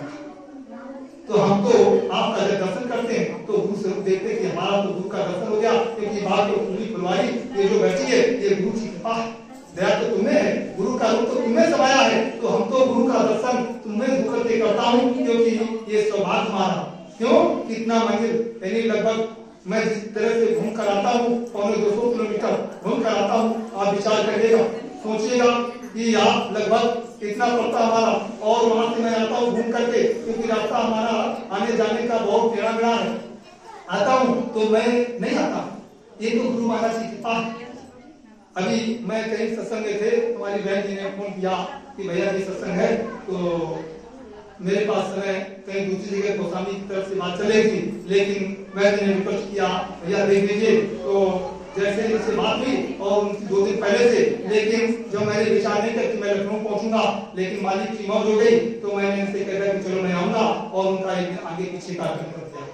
तो सोचो मैं कभी याद नहीं कि मैं 16 तारीख को पहुंचूंगा, लेकिन ये मालिक की मौत है कि जिससे जहाँ काम लेना है, जहाँ हमारा आपका दर्शन जिस तारीख में, जिस मुहूर्त में हमें आपका दर्शन, आपके चरणों का दर्शन दीदार हमें बता था और ये लिखा था, वो बिना उसके लिखे कुछ नहीं होता है, या कोई और तुम किसी को भी बुला लो, लेकिन जिसका भाग, जिसका समय, जिसका लिखा होगा विधि विधान में, कहते हैं विधि का विधान राम हानि राम से ये जय विधि राखे राम ताई जी रखे, तो वक्त के राम, वक्त के ये मुर्शिद, वो जिससे काम लेना है, जहाँ जहाँ हमारा राम का इस सृष्टि पर कहाँ जुड़े रहे, इस वाणी से, ये जो वाणी का काम हो रहा है, और तुम सब लोगों के बीच में एक दूसरे की दृष्टि पड़ रही है, आपके चरणों का दर्शन हो रहा, और वाणी से मैं एक घंटे से जो बोल रहा हूँ, कहीं ना कहीं इस वाणी से बहुत बड़ा खेल हुआ होगा। तो गुरु महाराज ने कहा बच्चा काम तो तुमसे ले लूंगा, हम छोड़ेंगे नहीं, नाम दे दिया है, मैं घर से निकालूंगा, चाहे तुम शाम को फ्री में बैठता, मैं वहां से भी निकालूंगा, और बच्चा मैं तुमसे काम ले लूंगा, जो जैसा व्यक्ति है बच्चा मैं उससे काम से ले लूंगा। तो मालिक का तो काम हो रहा है, मालिक काम हमसे आपसे ले लेंगे, इसलिए गुरु का काम जो हो रहा है, हम और आपका एक ही रास्ता है कि हम उसके चुपचाप मौन होकर के, सुलभ होकर के वहीं खड़े हो जाओ। गुरु महाराज से प्रार्थना करो कि हे स्वामी मेरे ऊपर इतनी दया कर दो, ऐसी मौज कर दो कि मेरे जले जले के शरीर के एक एक रोम के सारे पाप खत्म कर दो, मेरी जीवात्मा को निर्मल करके आपकी बात ही अपने देश ले चलो। तो देश ले चलेगा, फरियाद करना पड़ेगा, बिना फरियाद के कुछ नहीं होने वाला है। हमें आपको प्रार्थना तो करनी पड़ेगी। इसलिए प्रेमियों, ये जीवन का परम सौभाग्य, कभी आपने दुख देखा नहीं, अभी आपने तकलीफ देखी नहीं, अभी आपने महामारी देखी नहीं, अभी आपने लड़ाई झगड़ा देखा नहीं, अभी आपने सूखा देखा नहीं, अभी आपने भूचाल देखा नहीं, अभी आपने कुहराम देखा नहीं, अभी आपने खुरेलियां देखी नहीं है, वो आगे आ रहे हैं। क्या होगा आगे? जो एक नया वर्ष आ रहा है, वो उस नए वर्ष की जो गुरुवाणी है, जो गुरु महाराज का आगे का समय बहुत खराब, तो आगे जो समय आ रहा है, जो वक्त आ रहा है, जो आगे समय देखने को मिलेगा, वो बड़ा ही हमारे आपके लिए मुसीबत का समय होगा। वो इतना जो जिसका यहाँ से वर्णन नहीं किया जा सकता है। हमारे आप पास एक ही उपाय है कि गुरु का ध्यान करके बिना इसके नहीं छूटना। हमें आपको एक निशाना, एक सुलभ करके दिया कि गुरु का ध्यान करो, और उसी में सारी चीजों का निदान निकल आएगा। एक निशाने में 100 निशाना। बाबा जी कहे कि बच्चा एक निशाने में 100 निशाने होते हैं, तुम बच्चा सब समझ नहीं पाते हो तो आप फंसाते हो, लड़ाई झगड़ा करते हो, बदमाशी कर लेते हो, और तुमको मालूम ही नहीं है। तो मालिक ने कहा बच्चा आप समझ लो मेरी बात को, हम तुम्हारा सब कुछ ठीक करने के लिए आया हूँ। और मालिक का बच्चा ठीक करा। मालिक तो कहते बच्चा हम तो तुमको कुछ देना चाहते, लेकिन तुम लेना नहीं जानते हो, और लेना जानते हो तो रखना नहीं जानते हो, और रखना जानते हो तो प्रयोग करना नहीं जानते हो, और प्रयोग करना नहीं जानते हो तो बच्चा तुम उसका जो मतलब लाभ है वो लेना नहीं ले पाते हो। तो किसी तरह से हम और आप मालिक की वचनों को सुन लेते हैं। सुनने के बाद मालिक ने स्वयं कहा कि बच्चा तुम उसका लाभ नहीं ले पा रहे। क्यों? गुरु हर पल तुम्हारे साथ बैठा था। अगर साथ में ना होता तो तुमको घर से आने खींच के लाभ कोई लाता, कौन आ सकता? ये गुरु की मौज है। जहाँ जिस जीवात्मा का जिसका मेल जोल गुरु से जहाँ इनका है, इनका गिलास पानी भैया का पीने आए। क्यों? सत्संग का, कहते सत्संग का करके बहाना है, और मालिक का मरण नहीं जाने। ये सत्संग का बहाना है, और गुरु महाराज का निशाना कि हर तरह से हमारे आपकी जीवात्मा का उद्धार करने के लिए स्वामी जी महाराज किस तरह से परिश्रम कर रहे हैं। तो कुछ सोचना चाहो, विचार करो कि वो धन्य है वो मालिक इस सृष्टि का, जहाँ चारों तरफ से पूरा मचा हो, शांति नहीं। क्यों? लिखा है कि कहीं शांति ढूंढे नहीं मिल रही है, न राजा को शांति न रैयत को शांति, ओ व्यवस्था विरोधी बढ़ी जा रही है, कहीं शांति ढूंढे नहीं मिल रही है। सोचो विचार करो कि इस सृष्टि पर क्या हो रहा है। और आज हम आपको ऐसे सुंदर सुगम वक्त देखिए, कितना बड़ा सच्चा प्रेम वो मालिक दे रहा है। इस घेरे में, उसी काल के देश में जहाँ कोहराम मचा हो, आपदाओं पर आपदाएं, मुसीबत पर मुसीबत, और चारों तरफ से बीमारियां, चारों तरफ से खुरियां, मुल्कों की लड़ाइयां, और घर की लड़ाइयां, और मतलब देश की लड़ाइयां, और पड़ोस की लड़ाइयां, घर गृहस्थी में बाल बच्चों की और बहुओं की लड़ाइयां, चारों तरफ से घर खुरियां पड़ी हो, लेकिन उसी घर में मालिक अपनी शांति दे रहा है। बच्चा ये काम करो, सब ठीक हो जाएगा। तो हम आपका सत्संग का ये मन जो बुद्धि सत्संग से मन और बुद्धि बदल जाता है, तो जो पीछे करते आए हो हम वहां पर ऐसे करके रुचि देते कि नहीं, हमको लाभ देने के लिए, गुरु वचनों के लिए हमको कुछ बर्दाश्त करना पड़ेगा। तो पहले गुरु महाराज ने कहा बर्दाश्त करना सीख। जब बर्दाश्त करना सीख जाओगे तो सब कुछ मिल जाएगा। बर्दाश्त करना। गुरु महाराज कहे, एक महात्मा जी थे, तो महात्मा जी अपने इसी कलयुग में बहुत महात्मा है, और इसी कलयुग में संतों का यहाँ पदार्पण हुआ। तो वो संत थे, और वो मतलब जो सत्संग देते थे, तो एक एक जीवात्मा को लेने के लिए, जैसे स्वामी जी महाराज एक एक जीवात्मा को लेने के लिए उनके लिए काफिला निकालना पड़ा। कितने करोड़ों का संगम लेकर के 100 किलोमीटर 200 किलोमीटर तक काफिला पहुंच जाता था, और जिस स्थान से काफिला का प्रारंभ होता था चलने का, और उस स्थान पर पहुंच जाता था 150 किलोमीटर 200 किलोमीटर, और वो काफिला वहां पहुंच जाता था, और तापा नहीं टूटता था। जिन काफिलों में 5-5 आदमी पैदल चलते थे, और वो पैदल मतलब जो गाड़ी से, मोटरसाइकिल से, साइकिलों से चलते थे, और मोटरसाइकिल चलते थे, 4 पहिए से चलते थे, और मतलब ये है जिसमें 40 ट्रक हमारी समझ में वो चलता था राशन पानी, जो सन 86 में 26 दिसंबर 1986 को और 15 मार्च 1987 को वो त्रिवेणी संगम इलाहाबाद में समापन हुआ था। वो मतलब ये है, वो काफिला 80 दिवसीय 14 घाटों का, उसमें जो 5 आदमी चलते थे पैदल, वो उस पांडाल पर सोचो आप विचार करो कि पहले पहुंच ही जाते थे। साइकिल वाले होड़ लगाते थे, मोटरसाइकिल वाले होड़ लगाते थे, 4 पहिए वाले होड़ लगाते थे, और जब वो मैदान में जाते थे तो 5 आदमी उस मैदान में पहले उनको देते थे कि कब चलते थे, कब भोजन करते थे और कब चलते थे। कि साइकिल वाले मोटरसाइकिल वाले बात तो पढ़ते थे, लेकिन वो 5 आदमी उस मैदान में पहले ही उपस्थिति हो जाते थे।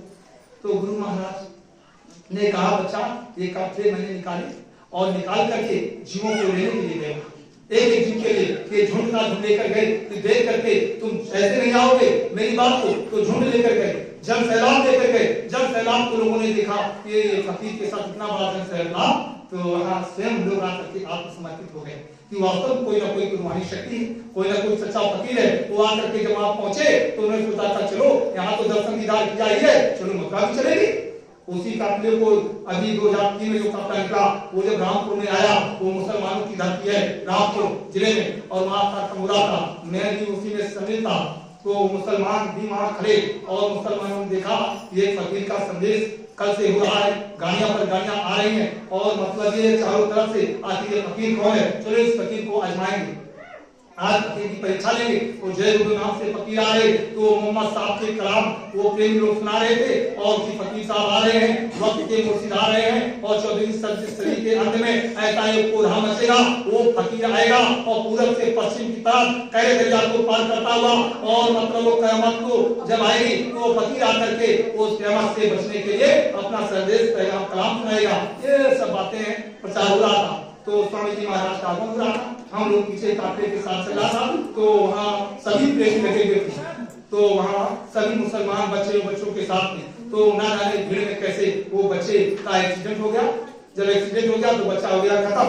जब बच्चा खत्म हो गया तो वहाँ मुसलमानों में कुल्हाम मच गया कि अरे ये तो इतना बड़ा काफिला, बाबा जी में शक्ति थी, ताकत थी, तो उनके आने पर और ये बच्चे की मौत कैसे हो गई। आप तो मुसलमानों का दिमाग और खराब हो गया है। स्वामी जी महाराज जब मंच पर पहुंचे संदेश दिया, और संदेश देते हुए स्वामी महाराज सब कुछ बता दिया, और मुसलमान आगे जाकर के सब बैठे हुए थे। और मुसलमान जब बैठे तो स्वामी जी महाराज जैसे ऊपर से उतरे तो उन्होंने मुसलमानों का हजूर मैं आपसे प्रार्थना करता हूँ कि आपके आगमन से और मतलब सब ठीक है, लेकिन एक बच्चे की मृत्यु हो गई। आप सच्चे फकीर हो, आप सच्चे रहनुमा हो, आप सच्चे खुदा के खुदा हो, आप सच्चे मेरे मसीहा हो, और आप सच्चे मोहम्मद साहब हो, तो इस बच्चे को तुम जिसको जिंदा कर दो तो मैं तुमको मसीहा मानूंगा। और हमको स्वामी जी महाराज ने कहा बच्चा वो तो खुदा का हुक्म हुआ, इसका समय पूरा हो गया, इसको जाने दीजिए। बोले नहीं हजूर, आप आए हो, आप रहनुमा हो, यहाँ मैंने कब से प्रचार सुना है, आज जिसको जिंदा कर दीजिए। तो मैं सभी बच्चे को, इनका एक ही बच्चा है, वो जिंदा कर दीजिए। पर हमको स्वामी जी महाराज ने ऐसे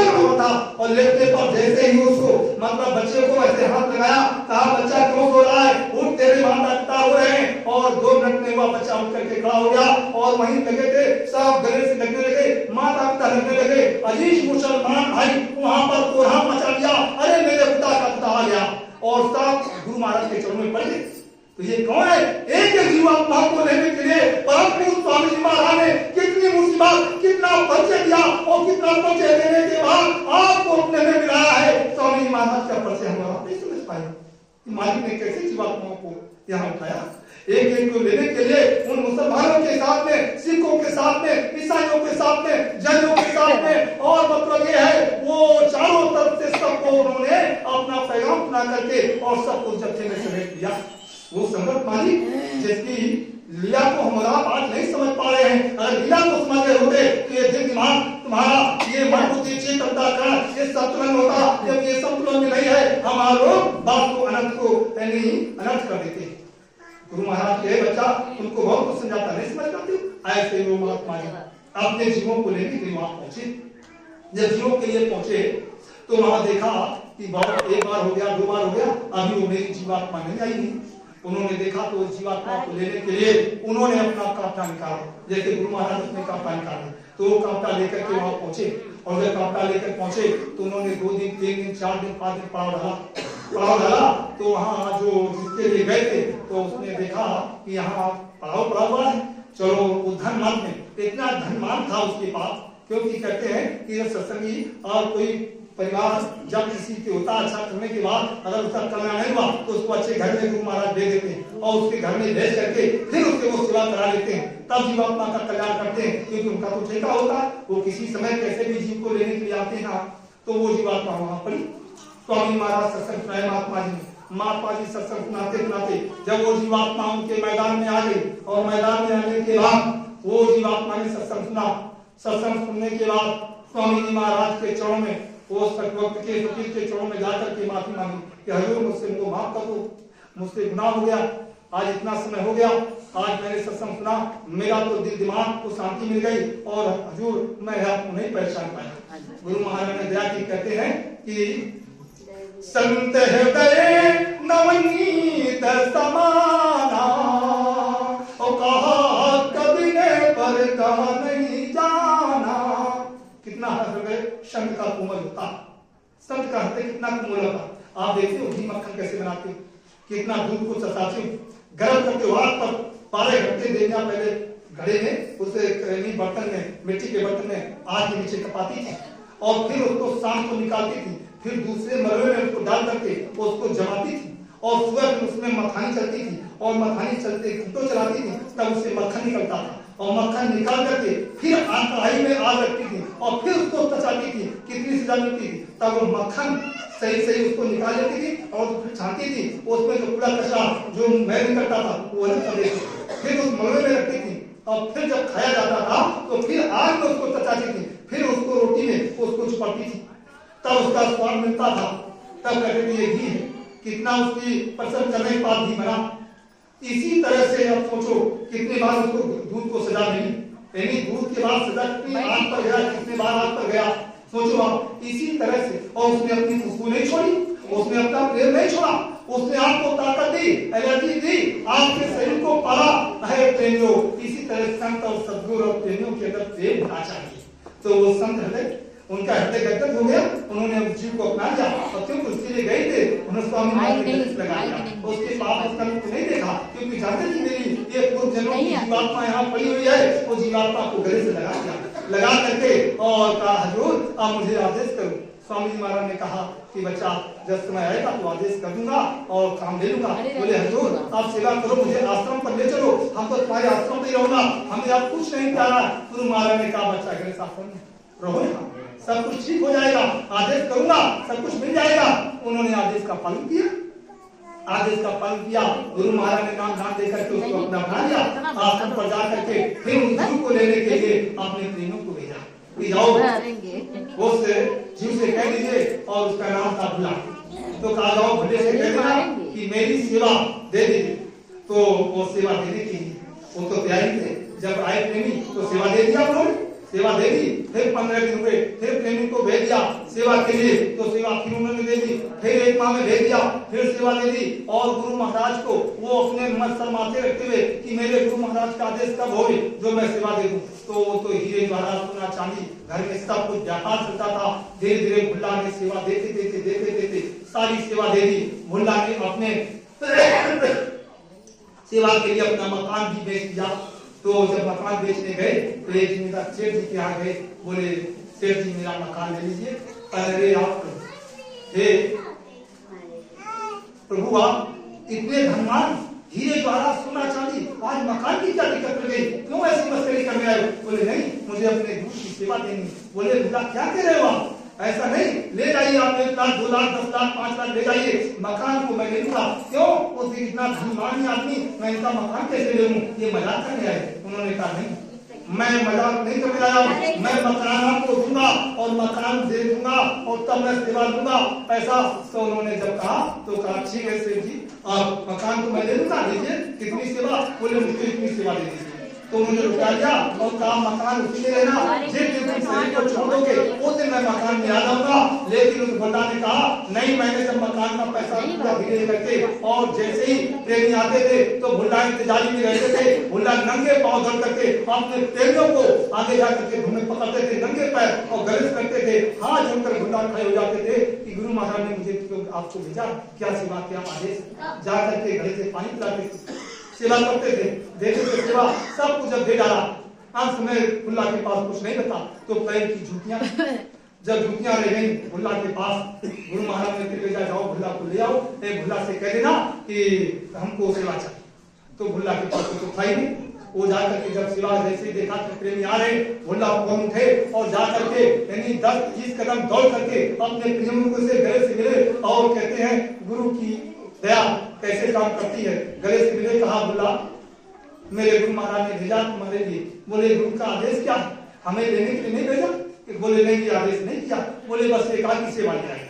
तो भुल्ला के पास को था, बोले आगे जाकर के पानी पिलाया, सम्मान किया, बैठाला, खाना खिलाया। इसके बाद भुल्ला ने कहा अब तो मेरे पास कुछ बचा नहीं, सब कुछ उजड़ ही गया, मेरे पास से तो जूतियां बची। उन जूतियों को भी उन्होंने बेच दिया। जब जूतियां बेच करके सेवा दे दी तो उनके पास कुछ नहीं बचा, सब लेकर के गुरु महाराज ने कहा भुल्ला ने, वो तो जानते थे सब थे, उन्होंने प्रेम से पूछा तो सेवा ले आए। भुल्ला ने ये सेवा कहाँ से दी, क्योंकि वो तो सब जानते थे कि सेवा कहाँ से आ रही है। बोले हजूर आपकी बात तो उन्होंने अपने पैरों की जूतियां भी बेचा दी। भुल्ला के पास तो ना मकान रहा, ना दफ्तर रहा, ना कुछ रहा, ना खजाना रहा, सब खाली कर दिया। अब तो पैर की जूतियां उन्होंने बेच करके सेवा दी है। तो गुरु तो सब जानते थे, उनका पैर की जूतियां भी नहीं दी भुल्ला ने मेरे लिए। बोले हजूर आपके लिए सब कुछ दे दिया, अब तो भुल्ला के पास कुछ नहीं रहा। तो भुल्ला ने मकान भी छोड़ दिया, जंगल में जाकर के घास फूस की झोपड़ी रखी थी, उसी में लोगों से रपाई, उसी में अपना रहने लगे और रह करके घड़ा पानी रखते थे, वहीं गुजारा करने लगे। कि गुरु कहे तो तुमसे, गुरु के कहने पर जो गुरु आदेश है मैं उसका पालन करूंगा। गुरु तो लेने जाए थे, गुरु को उन्होंने याद दिला दिया, गुरु का चमत्कार हो गया, अंदर में मतलब प्रेम प्रकट हो गया। जब प्रेम प्रकट हो गया तो तारा तन मन धन गुरु को समर्पित कर दिया। जब कुछ भी नहीं रहा तो समय जब बीता तो गुरु महाराज ने आदेश किया जाओ, मेरा भुल्ला बहुत दिनों से जंगल में रह रहा है, अब मेरे भुल्ला को ले आइए और कह दीजिए कि बाबा जी ने आपको बुलाया है और आप जाइए लेकर। तो वहां से सत्संगी प्रेमी आदेश का पालन करते हुए भुल्ला के पास पहुंचे और भुल्ला के पास जैसे पहुंचे तो भुल्ला तो बैठे हुए थे, गुरु का स्मरण कर रहे थे, प्रार्थना कर रहे थे, भजन ध्यान में लीन थे और अंदर से प्रार्थना करते हुए तरफ से आंखों से आंसू निकल रहा था। तब तक देखा कि प्रेमी आ रहे हैं जंगल में, वो किसाने पर देखा कि मेरे गुरु भाई आ रहे हैं, जा करके दौड़े, भजन छोड़ दिया और दौड़े कि मेरे गुरु स्वरूप आ गया और जा करके गुरु दर्शन किया और मिल गए गले से गले और कहा हजूर ने किस लिए भेजा? प्रभु कहते प्रभु हजूर ने किस लिए भेजा? तो भुल्ला रोने लगे, प्रेमी भी रोने लगे, कहने लगे भुल्ला चलो आज मैं आपको लेने आया हूँ, आज तुमको गुरु महाराज ने याद किया है, चलो गुरु तुमको पुकार रहा है। तो भुल्ला रोए और तड़पे और अंदर से खुशियां किया मेरे गुरु ने मुझे आदेश किया जाने। अब भुल्ला तो बड़े पूरे नहीं समाये, छोड़ दिया झोपड़ी पे क्या था घर था और वही भजन करते थे। एक घर मतलब जो बचा था उसने रोटी कभी खा लिया तो खा लिया, तो मुखी ऐसे अपने कि मैं मर जाऊंगा लेकिन मैं अपने ऊपर किसी का बोझा नहीं डालूंगा। तो भुल्ला को जब गुरु ने याद किया चले, भुल्ला जब पहुंचे आश्रम पर गुरु महाराज विचार कर रहे थे, गुरु का दर्शन हुआ, भुल्ला का दर्शन गुरु से गले से लगाया, बोले बच्चा आ गए, आपकी हुक्म आपकी दया, बोले आप किसी भंडारे में रहे कहीं नहीं रहना आपको और आपको उन्होंने कहा गुरु महाराज आदेश क्या? बोले भंडारे एक रोटी खाना है और एक रोटी खाइए, भजन करिए और सेवा करिए भंडारे की। तो वो भजन करते थे और उसी की सेवा करते। एक दिन बहुत समय से बीत गया, 2-4 महीने हो गए। गुरु महाराज ने कहा भुल्ला तू क्या करता है?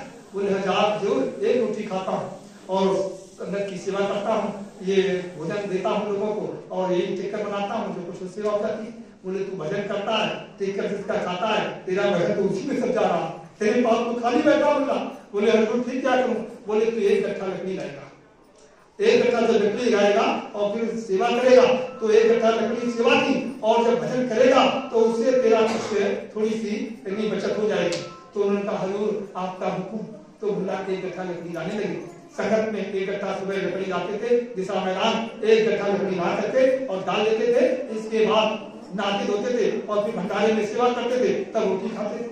फिर जब बहुत दिन बीत गया तो गुरु महाराज ने कहा भुल्ला तू क्या कर रहा? बोले हजूर एक गट्ठा लकड़ी लाता हूँ भजन के सेवा के लिए और भंडारे में सेवा करता हूँ, एक टिक्कर आदेश को खाता हूँ, यही करता हूँ। गुरु महाराज ने कहा बच्चा ऐसे काम नहीं चलेगा, ये तो सब तेरा जो सेवा करता है, जो आता हो जाता है, इस शरीर से आंख कान से जो हो रहा है वो सब उसी में चला जाता है। बोले फिर? बोले 2 गट्ठा लाइए, एक गट्ठा भंडारे के लिए, आपकी सेवा के लिए एक गट्ठा जो लाओगे वो परमात्मा के नाम से, तब तेरी सेवा कबूल होगी। वहां तो 2 गट्ठा लाने लगे।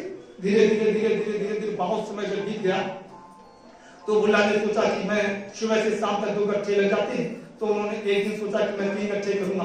तो 2 गट्ठे तो ले आए शाम को, मतलब सुबह फिर शाम को, और 2 गट्ठा बीन कर खाए तो 1 गट्ठे ले आए, गट्ठे रख दिया।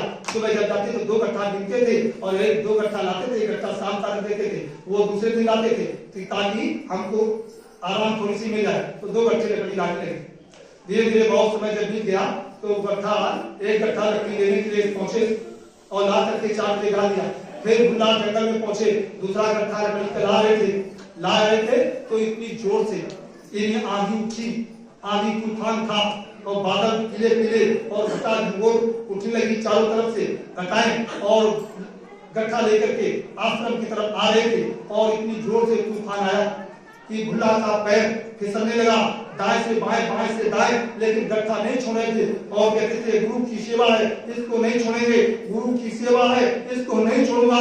बुल्ला को मतलब ये नहीं कि गट्ठा को नीचे डाले और कहीं खड़े हो जाए, तो कहीं नहीं खड़ा हो रहा था और इतनी जोर से तूफान आया कि बुल्ला गट्ठा तो छोड़ा नहीं और गट्ठे को पकड़े गए। बुल्ला का पैर फिसल गया और रास्ते में हो गए और वहां पड़ा था कुआं बीच में, और कुएं में जाकर बुल्ला गिर गए। जब बुल्ला उसी में गिर गए, लकड़ी के सही गट्ठा नहीं छोड़ा, गट्ठा भी उसी के साथ में नीचे कुएं में चला गया। आप बुल्ला वहीं देखते हैं कि मैं यहाँ पड़ा हूँ, आप वो गुरु के लिए याद करते हैं। आप जब बहुत बरसाती तूफान आया, आश्रम पक्की उड़ गई, बंगले सब उड़ गए, सब मतलब ट्राई होने लगा। आश्रम से जब बरसात खत्म हुई, बाबा जी निकले। बाबा जी ने देखा महात्मा जी ने कि सब ये तो सब बिक्री हो गया, आश्रम खंडेर हो गया। उन्होंने कहा ये बताओ मेरा बुल्ला कहाँ है? लोगों से पूछा तो उन्होंने कहा हजूर बुल्ला यहीं देखो कहीं होगा। बोले देखो कहाँ है बुल्ला मेरा? तो इधर उधर देखा, वो तो लोगों ने कहा हजूर वो तो गट्ठा लकड़ी का लेने गए थे और तब से बुल्ला को देखा नहीं है, और वो तो समझते बोले मेरा बुल्ला नहीं आया, चलो मेरे बुल्ले को, मैं तो बुल्ला को लेने जा रहा हूँ। तो पीछे दौड़ पड़े। जब दौड़ पड़े तो बुल्ला आपको बुला रहे जंगल में, और गुरु महाराज वहीं जा रहे जहाँ बुल्ला। धीरे धीरे करके पहुंचते हैं और कहते हैं से आवाज दो, अपना परिचय, अपना प्रेम, अपना भेद, अपनी शक्ति, अपना वो नहीं गुरु महाराज पढ़ते से करते जरा बुल्ला को जोर से बुलाओ। और बुल्ला की तरफ भी गुरु महाराज जा रहे हैं कि बल्ला मेरा आत्मा में पड़ा।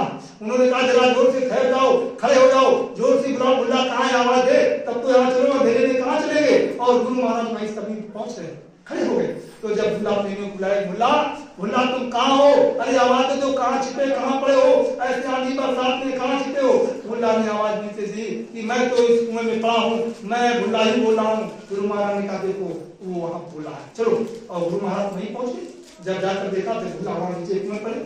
गुरु महाराज के आंसू आ गए। बोले बुल्ला तुम यहाँ क्यों पड़ा है? आज तुम निकला और अपनी मतलब उन्होंने अपना जो मसला था कपड़े का ऐसे डाल दिया और कहा पकड़ लो, बुल्ला आ जाओ, लकड़ी के तलकर छोड़ दीजिए। गुरु महाराज से कहा हजूर मैं पहले नहीं आऊंगा, मेरा पहले गठरी ये लकड़ जो लकड़ी है इसको पहले खींचिए। बोले छोड़ दो, लकड़ी और हो जाएगी, हम बहुत लकड़ी कर देंगे, बुल्ला तुम निकल आओ। बुल्ला ने क्या हजूर पहले सेवा इसके बाद में आऊंगा। और उन्होंने जब कहा नहीं बुल्ला इसको पकड़ लो, पहले लकड़ी खींचो। लकड़ी को गट्ठर से बांधा उनके कपड़े से और कहा हजूर पहले इसको लीजिए, ट्रेन में इसको खींचा। फिर दोबारा जब डाला तो बुल्ला ने पकड़ा, ऊपर आए। बुल्ला जैसे आए ऊपर, स्वामी जी महाराज ने वो महात्मा जी ने फकीर ने गले से लगा दिया। गुरु भी रोए और बुल्ला भी रोया और कहा बच्चा तू परीक्षा में पास हो गया, मान ले तू क्या लेना चाहते हैं बताओ। तो वो धन दौलत माल खजाना जो दिया वो सब मकान दुकान दफ्तर से वो सोना चांदी सब वापस कर दूं, सब वहीं से जाओ, सब कुछ मिल जाएगा आपको, मैं पूरा देना चाहता हूँ। बुल्ला साहब ने कहा मुझे कुछ नहीं चाहिए, बस तुम मिल गए, हमारा सब कुछ मिल गया, हमें तुम्हारी ही जरूरत थी, ना जाने कितने जन्मों के पिछले थे। लेकिन कहा तो फिर और कुछ मांग लो। बोले हजूर जो मांगना चाहता हूँ वो आप हमको दोगे? बोले दूंगा। बोले दोगे? बोले दूंगा। बोले हजूर दोगे? बोले दूंगा। बोले हजूर एक ही बात कहना चाहता हूँ। बोले बताओ। बोला बोले कलयुग में आगे आप फिर आओ। तो इतनी कठिन परीक्षा परीक्षा प्रेमियों की मत लेना, कोई भी परीक्षा में पास नहीं होगा, सब के सब फेल हो जाएंगे और तुम्हारे सामने कोई खड़ा नहीं होगा। इसलिए आना तो बड़े भाव के साथ प्रेमियों को ले जाना, लेकिन ऐसी कठिन परीक्षा मत लेना।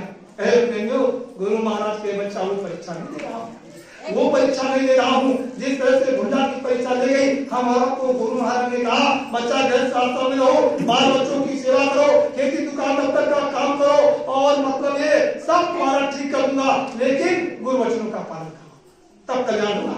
क्योंकि गुरु महाराज ने कितने जन्मों के बाद भुंडा को लिया और उसका उद्धार किया और कहा तू ही मेरा सच्चा बच्चा निकला। उस आश्रम में तो उसको अपने रखा और जा करके भुल्ला को उन्होंने सब कुछ दे दिया। तो कहने का मतलब ना जाने कितने कर्मों का जखीरा इस संसार में इस खोपड़ी पर हम और लाते हो, ये बुद्धि काम नहीं कर रही।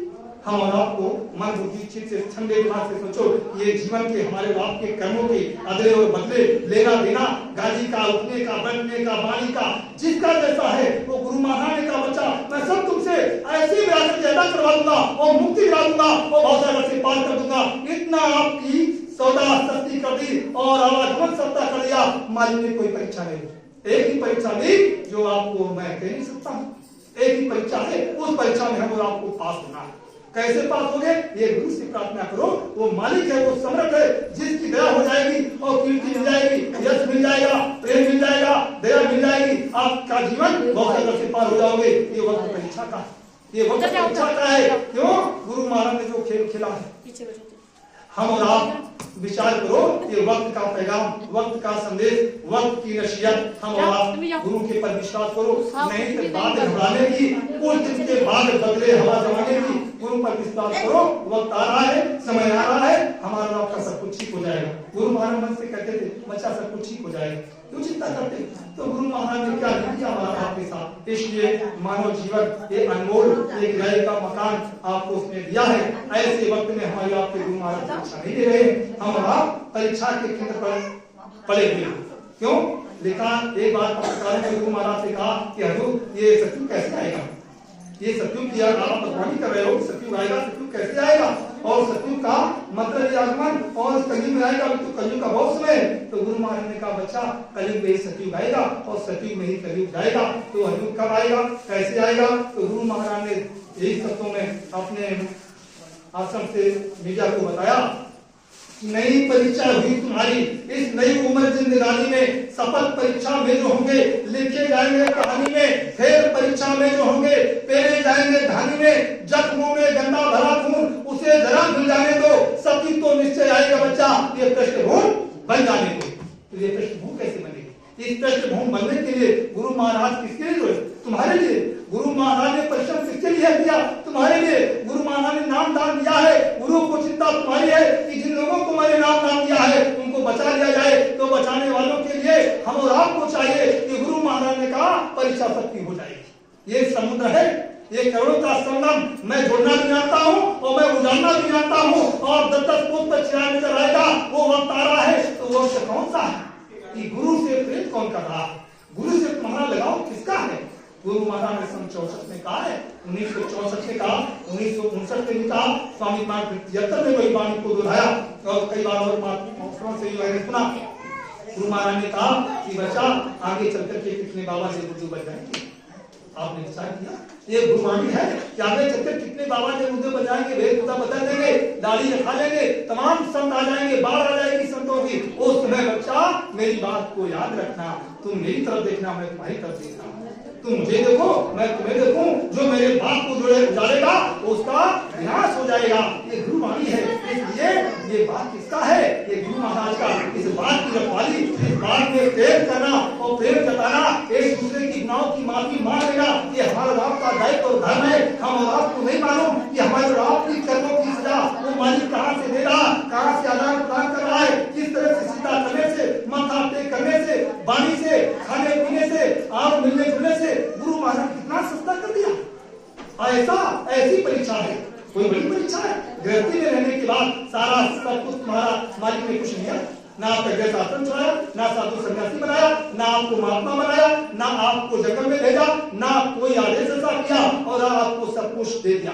और कहा बच्चा उसी से तुम्हारा काम हो जाएगा और बच्चा उसी में तुम्हारा मैं कल्याण कर दूंगा। इसलिए गुरुवाणी को हम और आपको पकड़ कर चलना है। हम और आप अपने दिल दिमाग को ठंडा रखो कि जो हो रहा है दुनिया की तरफ मत जाओ। अगर ये जत्था और जन सैलाब देख कर चलोगे तो सैलाब देखा था कौरवों के पास क्या था और पांडवों के पास क्या था। इतना अहंकार था वो जन सैलाब का, कौरवों को अहंकार हो गया कि मैं तो सब हूँ, मैं जिसको चाहूंगा उसको मतलब यहाँ सब समाप्त कर दूंगा, मेरे सामने कोई टिक नहीं सकता है। आज भारत देश के अंदर 45 करोड़ का जत्था दिख गया। 45 करोड़ को नाम दिया, उस 45 करोड़ में चारों तरफ से संतों की बात आई।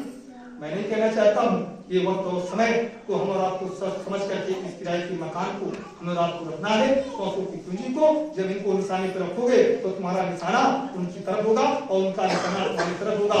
अगर हमारा और आपका निशाना तमाम संत यहाँ प्रकट हो गए, हमारी विकास संत बहुत आ जाएगी और संत सच्ची पर एक ही होता। जैसे जंगल में एक ही शेर रहता वहां दूसरा शेर नहीं जाता है। अगर दूसरा शेर जाता होता तो मतलब ये है कि इस धरती पर स्वामी महाराज ने कहा भारत के देश धरती पर एक ही संत आता है, दूसरा संत शिक्षित नहीं था, क्योंकि वो सत्पुरुष, वो संत सतगुर वो देश में जब आता है वहाँ एक ही बैठा हुआ वो प्रभु यहाँ आएगा, दूसरा कैसे वहां से आ जाएगा। यहाँ सब संत हो गए, संत हो गए। कितने संत हो गए? तो संतों की लीला बड़ी अपार। बड़े बड़े राजे महाराजे यहाँ आए, उन राजे महाराजे यहाँ जब संतों की दया हुई तो उन्होंने घर द्वार धन माल खजाना सब छोड़ दिया और यहाँ से उन्होंने क्या करके और गुचड़ों में लगे। यही सी सृष्टि पर अभी समय हुआ गौतम बुद्ध आए हुए। गौतम बुद्ध बहुत बड़े राजा थे राजा, लेकिन गौतम बुद्ध ने अपना राजपाट छोड़ दिया।